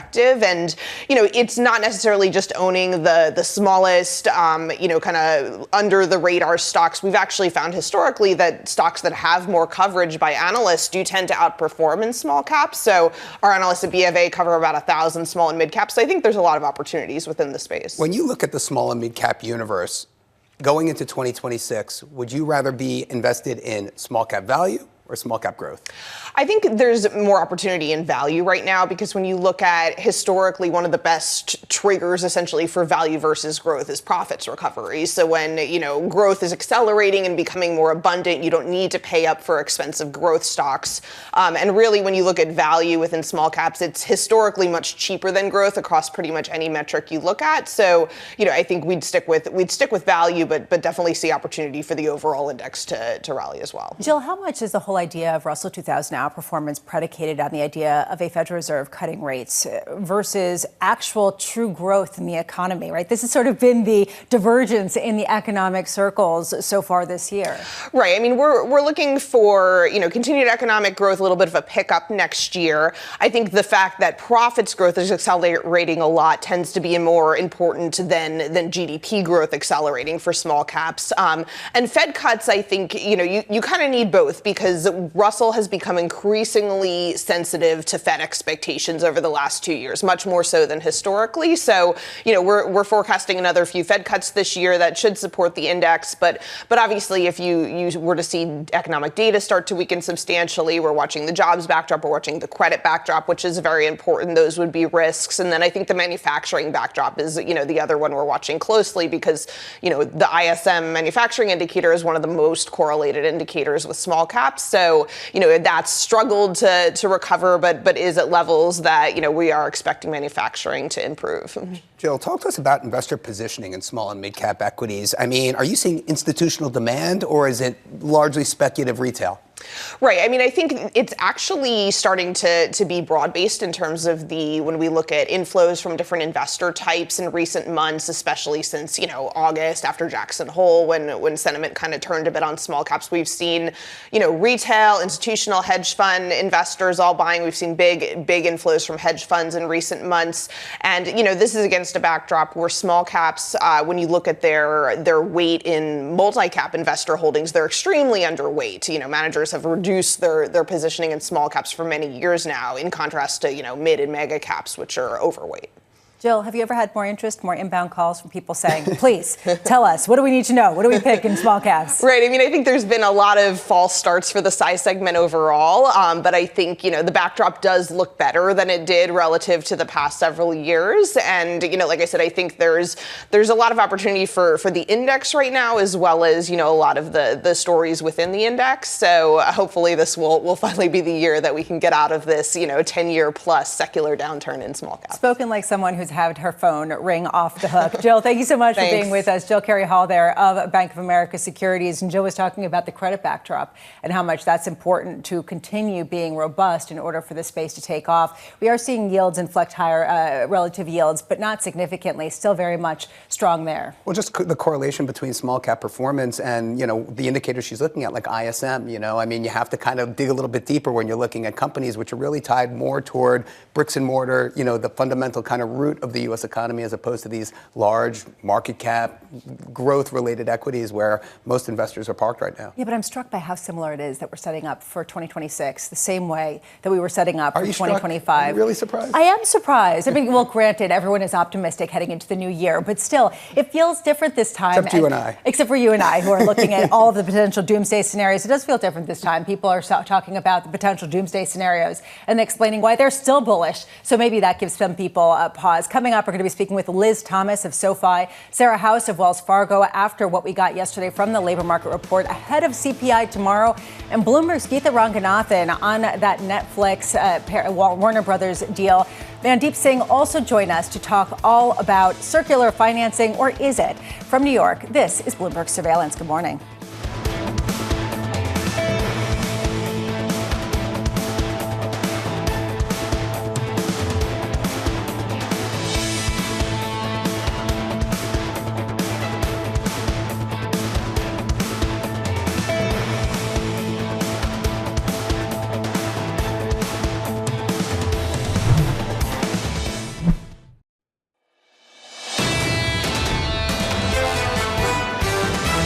this year, it's all about single stocks. It's all about earnings, fundamentals. For now, investors prefer to focus on AI. We've got an AI-driven investment boom. Tech leadership will continue to dominate, but alongside that, we believe you can see that broadening. A key driver of returns in 2025 and likely in 2026 and beyond is going to be that core AI exposure. This is Bloomberg Surveillance with Jonathan Ferro, Lisa Abramowicz, and Annmarie Hordern.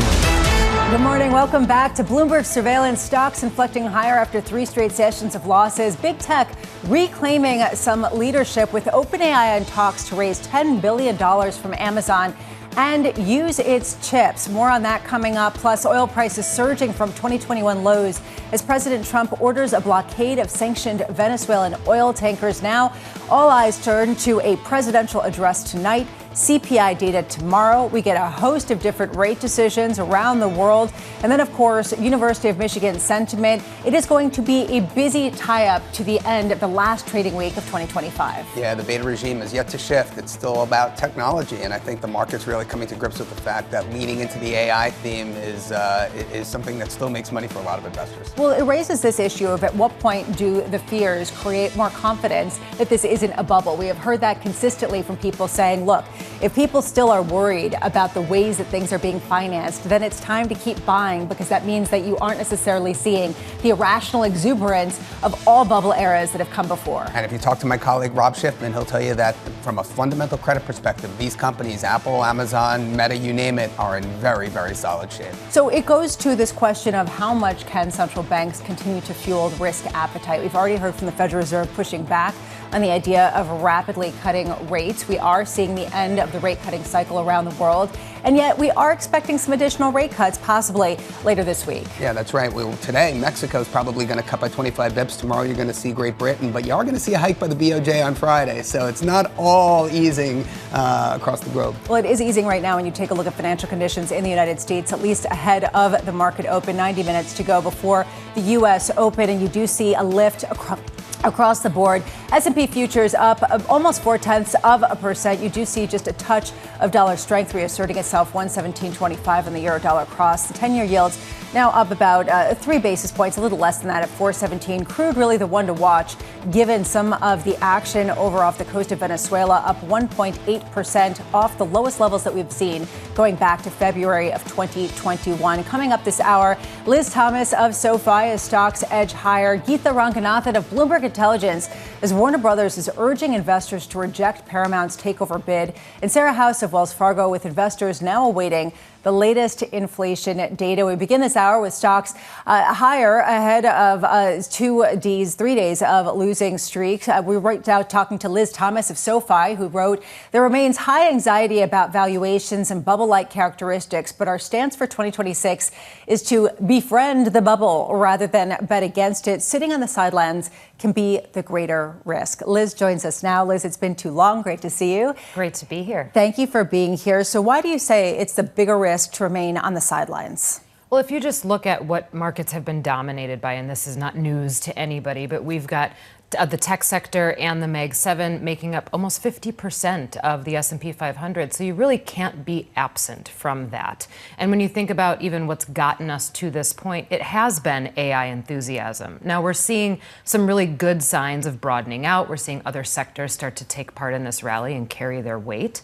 But the reality is, in 2026, AI needs to continue its march forward. That doesn't mean that it needs to lead the entire market again, and all of those stocks need to carry their heavier weight. However, we do still need to see the potential in the future. We do still need to see productivity gains. We need to see earnings strength, and we need the fundamental strength that does exist to remain there. So it is important for investors to still be present in that theme. So does it make you more confident in remaining overweight in some of these tech names, given the fact that we have seen some hiccups recently, that we have seen skepticism, pushback from the investor community about some of the financing plans from the likes of OpenAI and Oracle?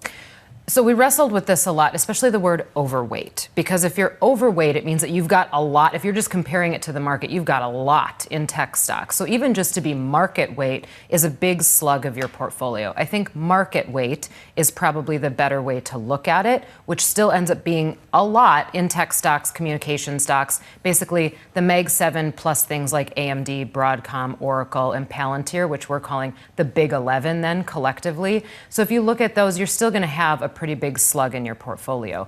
But into 2026, I think it's also important to make sure that you have exposure to the things that haven't really been a part of the conversation and could become a part of the AI conversation as productivity gains spread across other sectors. So places like healthcare, even materials, if we're looking at not necessarily AI productivity, but economic nationalism, not likely to go anywhere anytime soon. So sectors like materials can really benefit from that. And then consumer staples benefiting, hopefully, from some stimulus that's coming in the first half of the year. Well, Liz, I know you and the team at SoFi are leading into the AI revolution, but you also referenced the valuation discount between U.S. tech shares and those in China. Talk about China's emergence as a technology hub. Yeah, so China is it had been one of the winners in 2025. It's something that we believe can continue winning in 2026, not necessarily based on valuations, although that's a bonus, right? You're getting a little bit of a valuation discount in a time when everybody's obsessed with how much they're paying for the potential.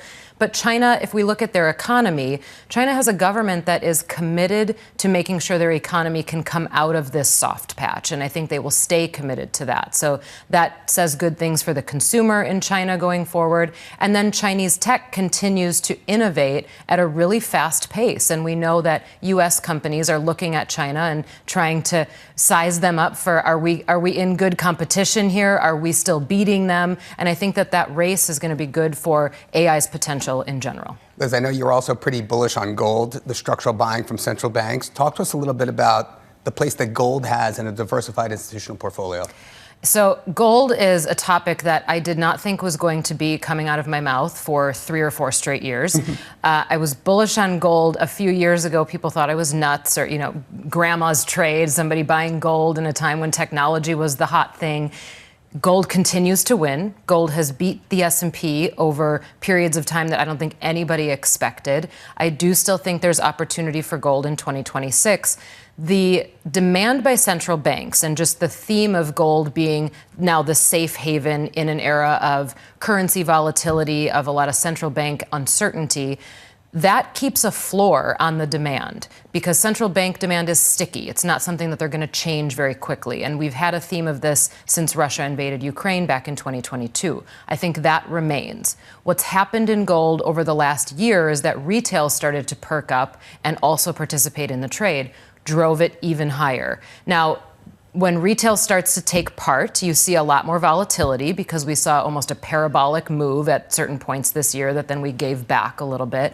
But in 2026, I expect gold to see further upside, and I still think that it can produce attractive returns. How do you see 2026 being the most different from 2025 in terms of the investment path, given that we did see pretty huge gains in the S&P? We saw gold do very well, and a lot of the same themes that people see continuing.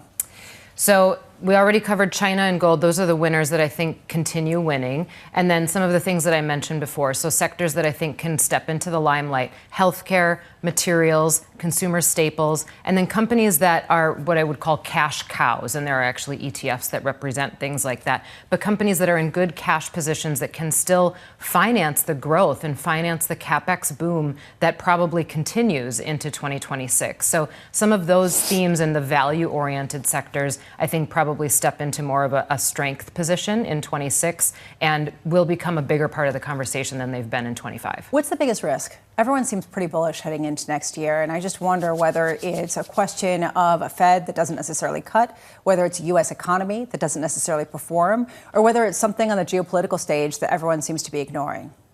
So the common answer to this would be that it's the Fed. But if you look at what the market's expecting, the market isn't even pricing in another rate cut until April, maybe even June of next year. So already we're looking forward and saying, all right, the first 4 to 6 months of the year, we're going to be okay without a rate cut. The Fed is now committed to buying $40 billion of treasuries per month until April. So there's enough support there. And then I think everybody's just anticipating this changing of the guard in the Fed chair in May. So we're okay with waiting until we get that next cut.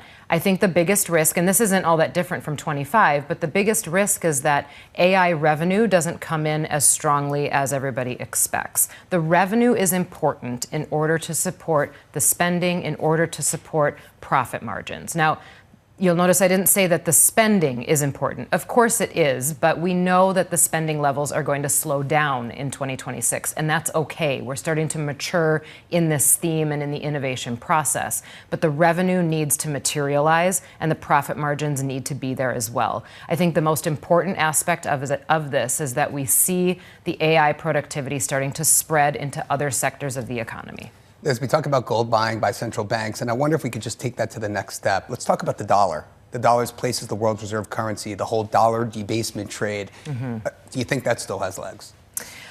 That has been a discussion, I think, for my entire career, on and off. And I don't think that the dollar will suddenly be displaced as the world's reserve currency. However, we now have things like crypto as an option for investors. Crypto obviously demonstrating a lot more volatility than something like the dollar or really any other currencies, the euro, some of the majors. However, there are other options out there now for investors, and investors are voting with those options and saying, you know what, maybe we don't want so much exposure to fiat currencies. Maybe we don't like the way that central banks are necessarily handling things, and we're not loving the fiscal, I'll call it, indiscipline around the globe. So there have been worries that have come into the picture, and I think the benefit to investors today is that there are other things for you to choose from besides just the dollar if you're looking for some protection or at least just some distance from currency volatility. I'll challenge you on Bitcoin serving as a store of value in times of distress, but to that point... I didn't say that. Right. Swiss franc. Japanese yen. I mean, do some of these other more historically defensive assets still hold muster in your view? I mean, they hold muster, but they still go into that basket of fiat currencies. So I think the alternative options in the space, being gold and some crypto, are a good way to diversify that exposure. So, I mean, of course, you want a diversified basket of currencies in general. But again, to come back to the original point, I don't think the dollar goes away as the world's reserve currency. But I do think investors have a lot at their disposal today, and they're using it. And it seems as though they're using it properly. Liz Thomas of SoFi, great to have you on. Let's do it again sometime soon. Liz Thomas there. Right now, let's get you an update on stories elsewhere this morning. Here is your Bloomberg Brief with Yahaira Anand. Yahaira. Hi, Lisa. Warner Brothers Discovery is advising its shareholders to reject a hostile takeover bid by Paramount Skydance in favor of its original agreement with Netflix. Warner Brothers board is deeming the Paramount offer inferior and inadequate, and that the terms of the Netflix merger are superior. Warner Brothers Discovery's chairman saying it will hold its shareholder vote in either the spring or early summer. And Tricolor Holdings founder Daniel Chu is being charged by federal prosecutors with conspiring to defraud lenders and investors of the company. The subprime auto dealer is alleged to have double-pledged tens of thousands of loans amounting to massive fraud. Tricolor filed for bankruptcy back in September after shutting down more than 60 locations in the southwestern U.S. And FIFA is slashing some ticket prices for next summer's World Cup to $60. The rare move comes following global backlash over high price of entry, with the cheaper tickets to be made available for every game at the tournament in North America. Each team will receive roughly 400 to 750 of these $60 seats under FIFA's new supporter entry tier. That's your Bloomberg Brief. Lisa. Thank you so much, Yahaira. Up next, the morning calls, plus Geetha Ranganathan of Bloomberg Intelligence, as Warner Brothers is urging investors to reject Paramount's takeover bid. That's coming up next from New York. This is Bloomberg Surveillance.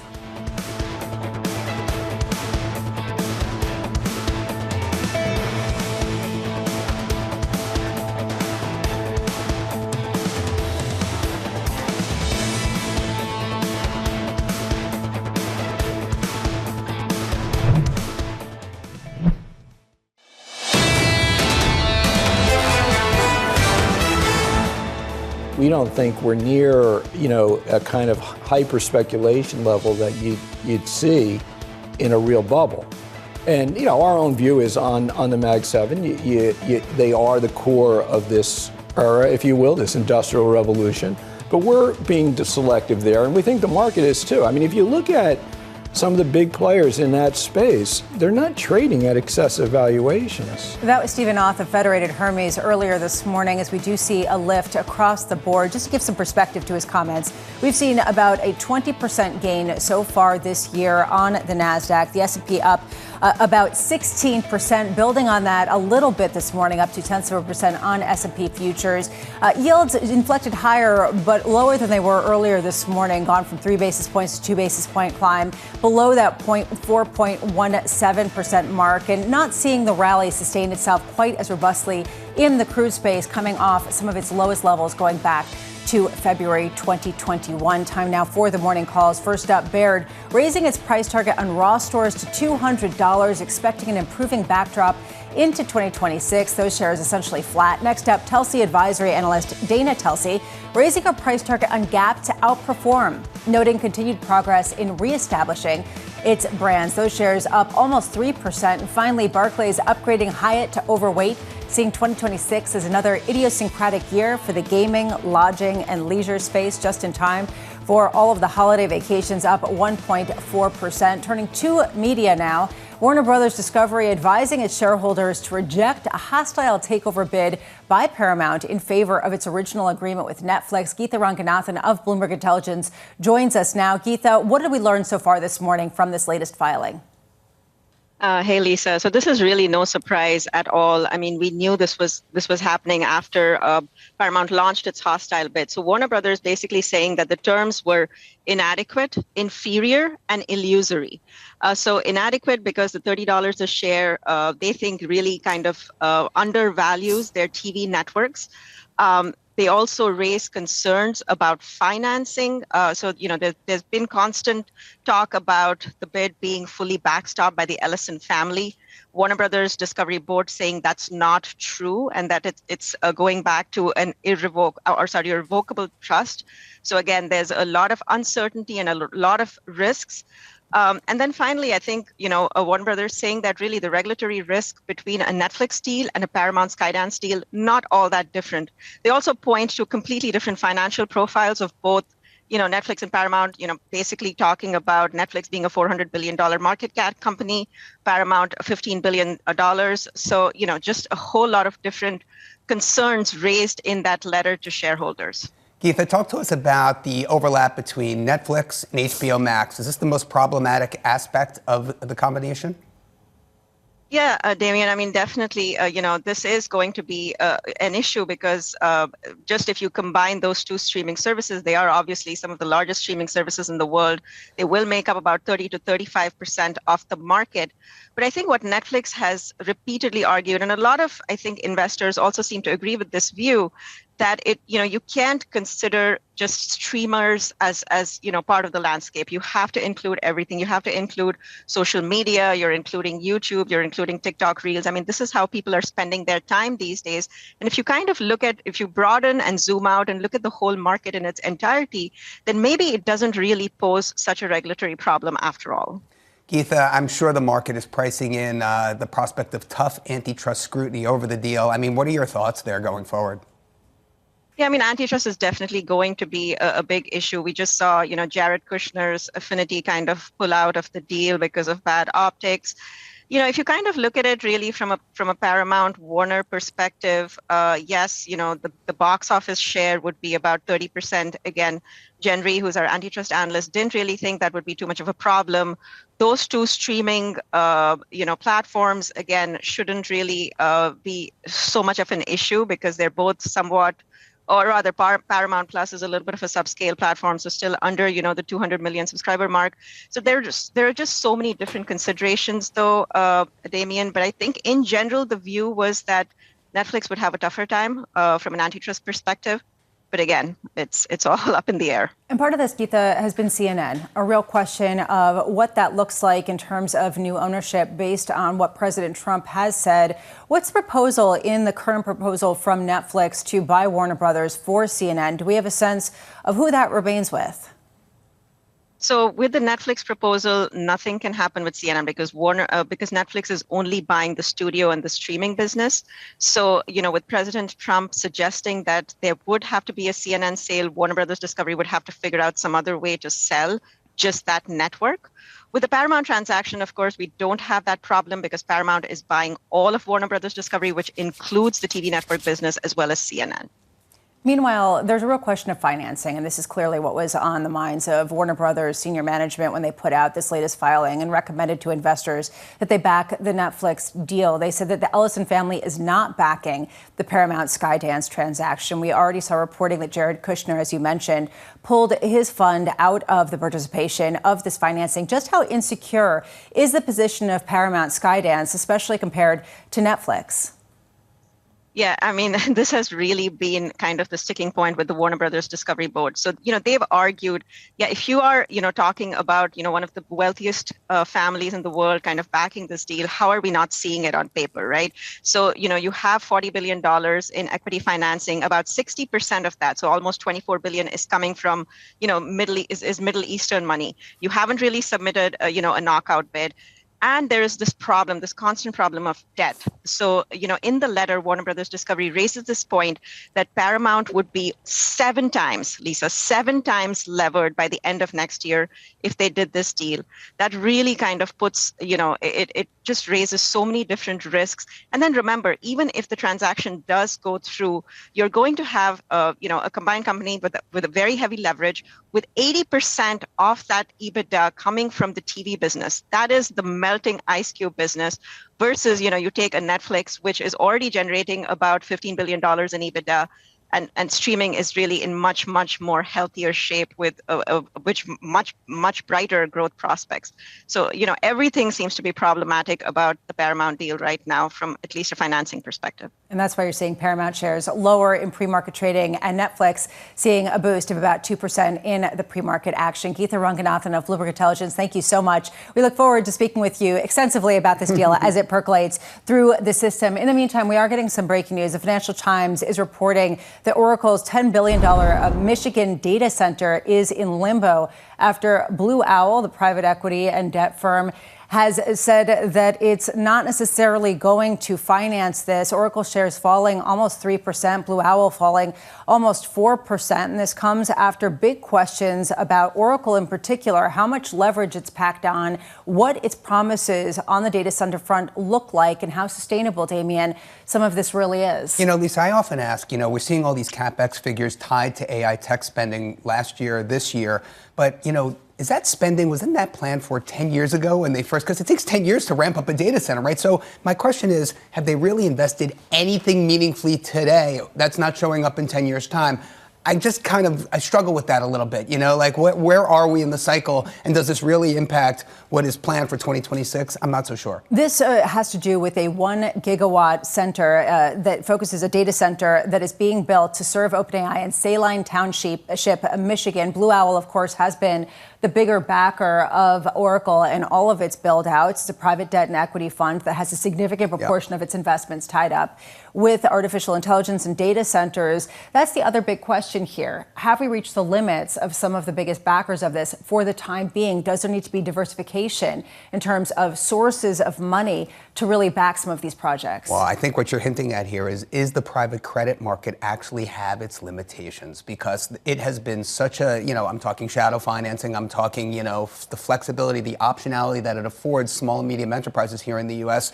to fund whatever it is they're looking to do. Now we're seeing some limitations placed on that sector as a potential source of financing. Particularly by some of the publicly traded private asset BDCs, managers. yeah. Exactly. So we'll follow the story as it develops. Coming up in the next half hour, Sarah House of Wells Fargo with investors awaiting Thursday's CPI report. Plus, Yahaira Anand with your morning movers, Lennar. Falling on strains in the housing sector. Those shares lower by 5.2%. Good morning.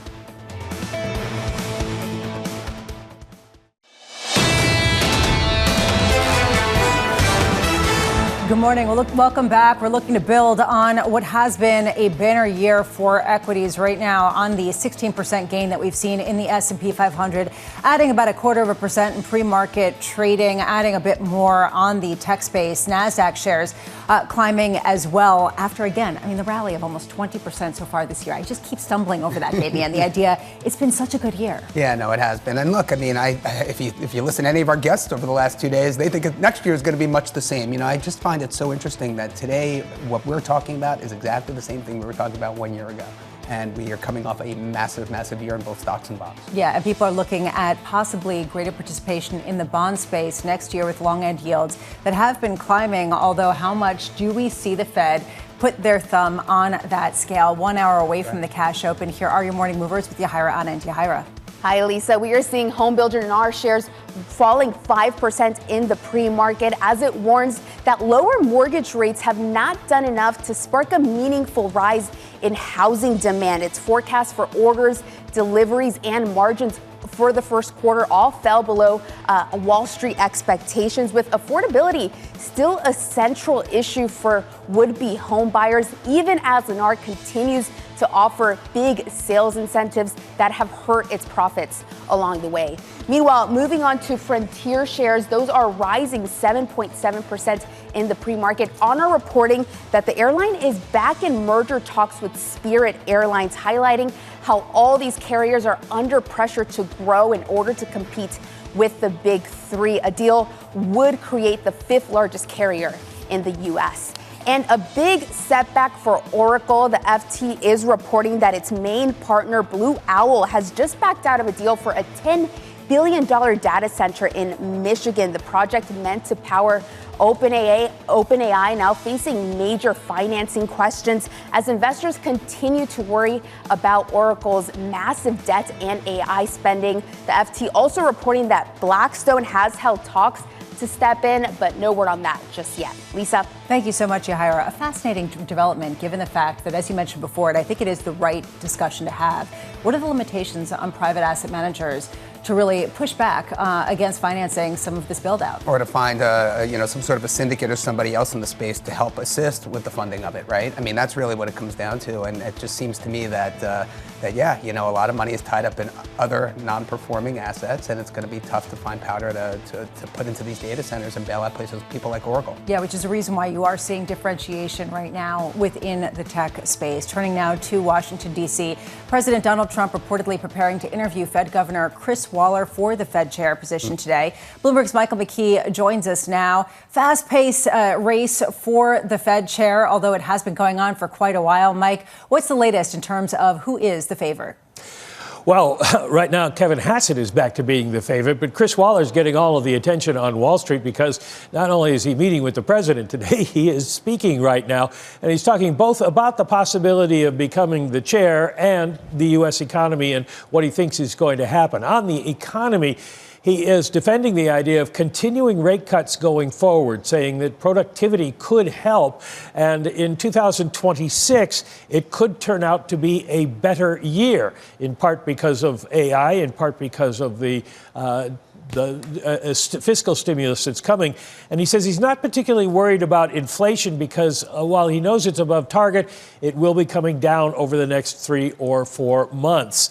He's referring to the tariff inflation target, inflation that we've gotten, and he thinks that works its way through the economy. He's also saying that, and pressed about it, that of course he would demand Fed independence if he were the Fed chair, but he would continue the tradition of speaking with the Treasury Secretary in whatever administration there is. He is the third contender to meet with the president that we know about. Earlier, we know Kevin Hassett was meeting with the president and tagged as the favorite. Then late last week, the president met with Kevin Warsh, and he suddenly surged into the prediction market betting favorites role. And now it is Waller's turn. He has picked up some bets on that, and he's taken away from Warsh. So Hassett back in the lead at the moment. Nobody really knows what's going to happen. Probably not going to get anything tonight from the president, but he is going to be talking about inflation and what he's accomplished this year. Something to keep in mind, inflation is expected to go up when we get the CPI tomorrow. We don't get a month-over-month reading because there's no October data, but we are going to get a year-over-year rating, and it's supposed to go up to 3.1%. And as you can see, the president's economic accomplishments haven't been all that strong. So it's going to be interesting to see what he has to say about that tonight and how much of it will be accurate. Michael McKee, thank you so much for that. Sticking with the Federal Reserve, Sarah House of Wells Fargo writing, our base case remains 2 25 basis point rate cuts in the first half of next year at the March and June FOMC meetings, with risks skewed toward more rather than fewer cuts in 2026. Sarah joins us now. Sarah, thank you so much for being with us. This kind of builds on what we're hearing actually this morning from Chris Waller, the Fed governor, who is a contender to become the next Fed chair, where he's saying the labor market is very soft. The U.S. is close to zero jobs growth, kind of fortifying the idea of more rate cutting ahead. Why do you think that this is still the case, even after some of the conflicted interpretation of yesterday's non-farm payrolls? Sure. So I think it comes down to what we're seeing both on the labor market side and the inflation side. So as you saw yesterday, the labor market continues to gradually soften. We've seen that unemployment rate drift up from 4% at the start of the year to 4.6% in November. And then on the inflation side, so yes, inflation has been sticky. We've been stuck around 3%. We think we'll be there through much of the first half of next year when you measure it on a year-over-year basis. But of course, a lot of that has to do with the pickup in goods inflation that we think is tied to tariffs.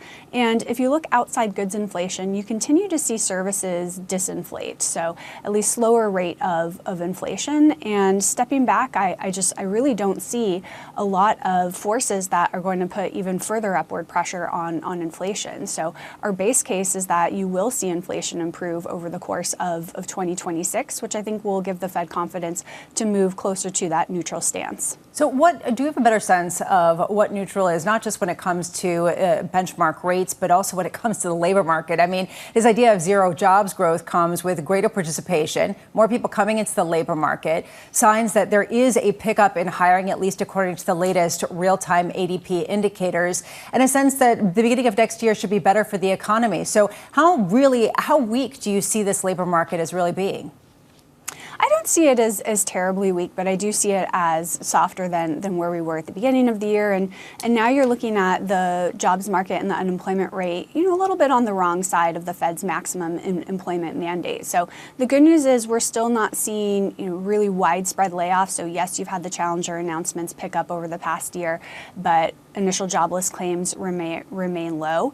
But at the same time, we're just not seeing enough jobs being created to accommodate the people who have moved into the labor market over the past few months. And if you look at the participation rate, so even with the 0.6 increase we've seen in the unemployment rate, participation is still down 0.1. So I think even with the increase that we saw yesterday, that we're still seeing I think we're still seeing just not enough jobs being created for the broader workforce. Sarah, you're calling for a CPI print of 3% tomorrow. The market's at 3.1%.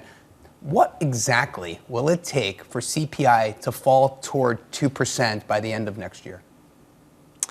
So by the end of the next year, I think that might be a tall order. So I think it would need to see slower growth than we anticipate. So we're anticipating that GDP growth next year is actually a little bit stronger, at least if you look at it on a Q4 basis.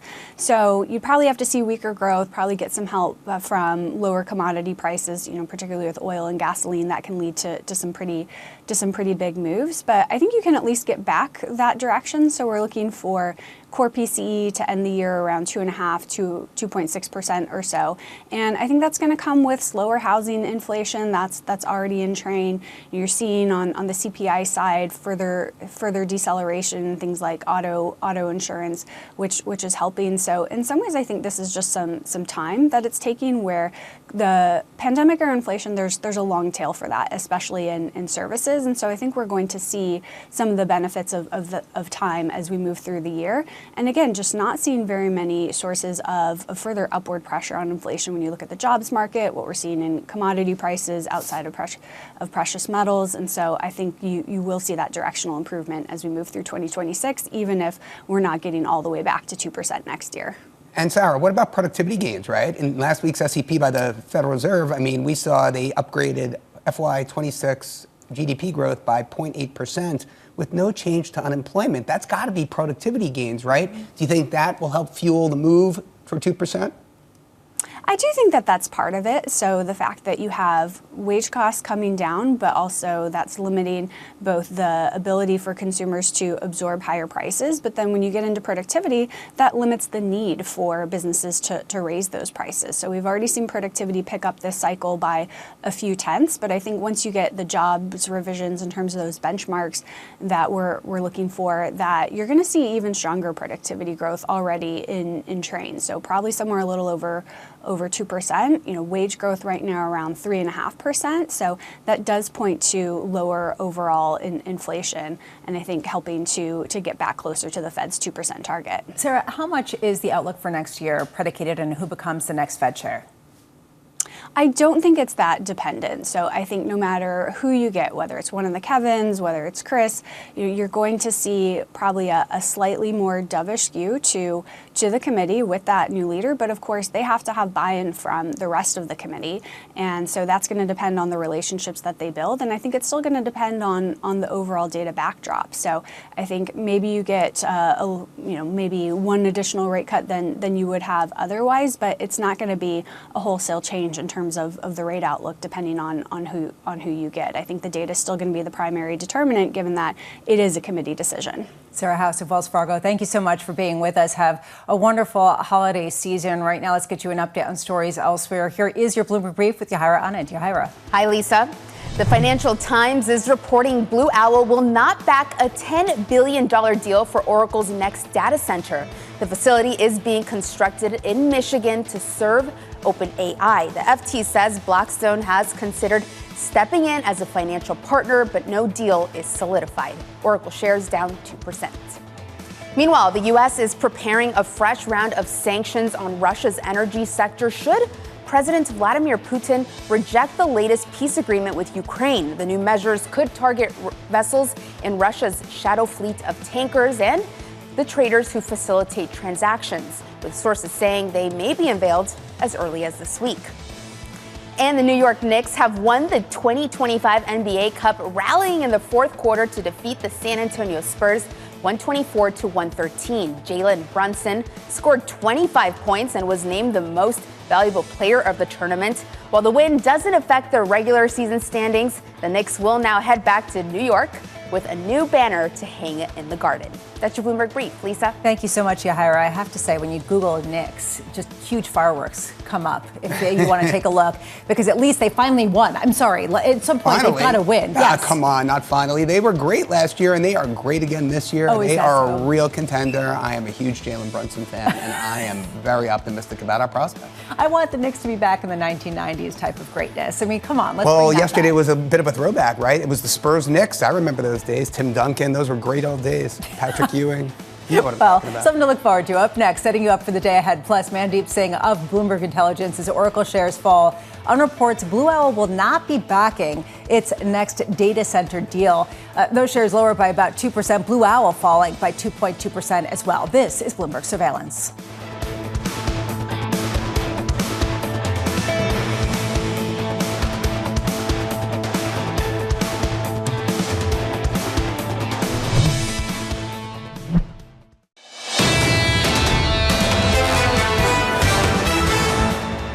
If you just look at what markets have been dominated by, and this is not news to anybody, but we've got the tech sector and the Mag 7 making up almost 50% of the S&P 500. So you really can't be absent from that. The reality is, in 2026, AI needs to continue its march forward. That doesn't mean that it needs to lead the entire market again. We need the fundamental strength that does exist to remain there.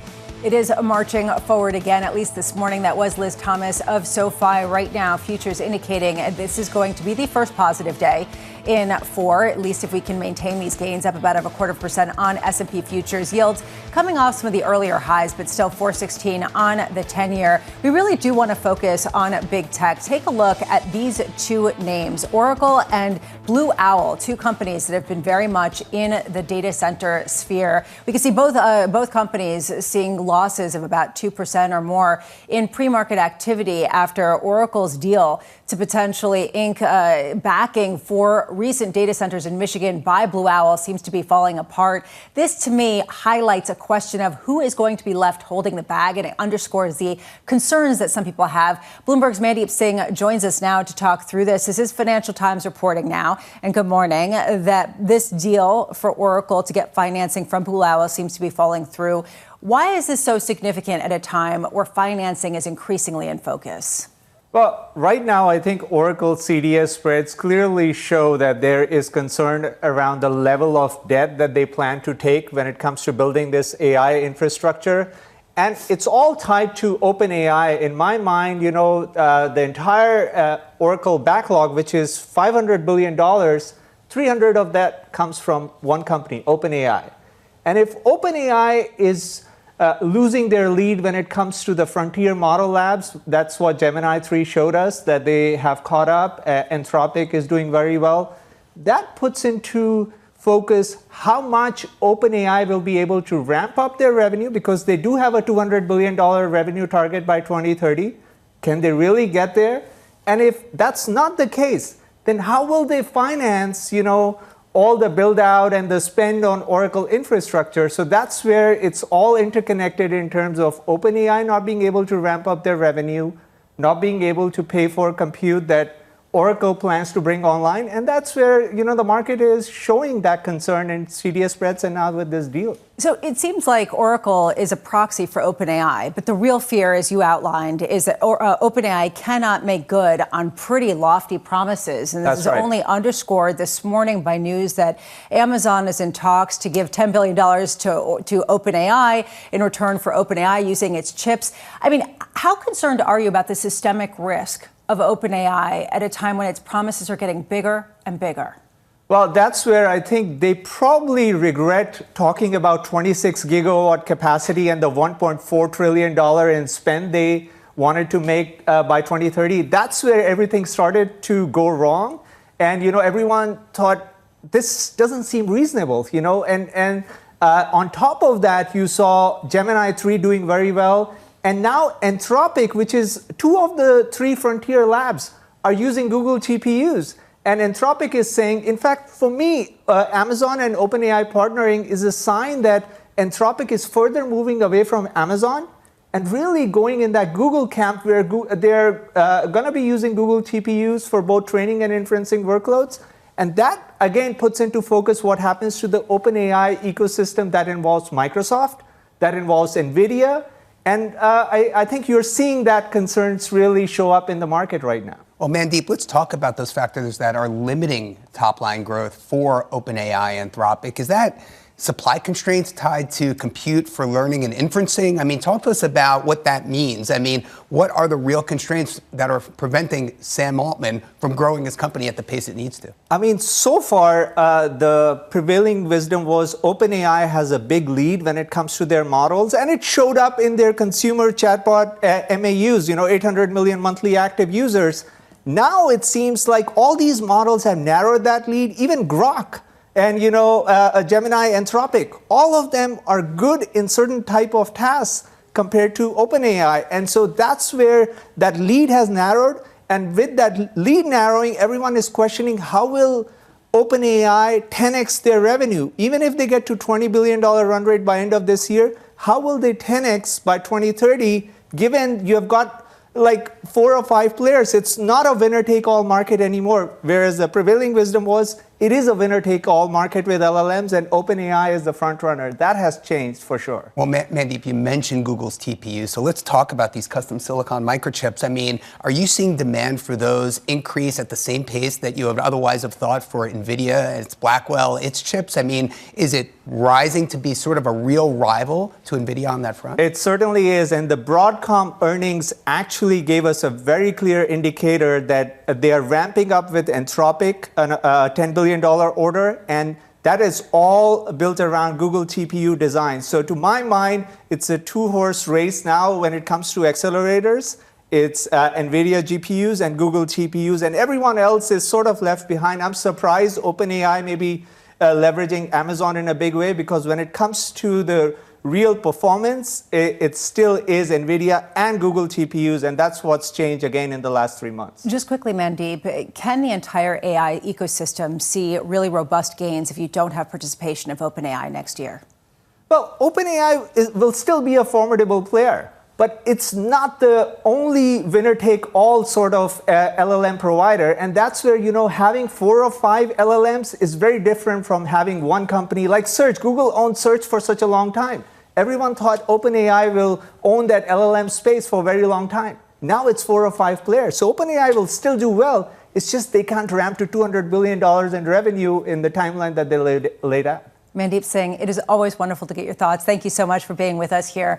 Mandeep Singh of Bloomberg Intelligence. Turning to Washington, D.C., President Donald Trump set to address the nation tonight at 9 p.m. Eastern. Bloomberg's Tyler Kendall joins us now from the White House. Tyler, do we have a sense of what he's planning to talk about?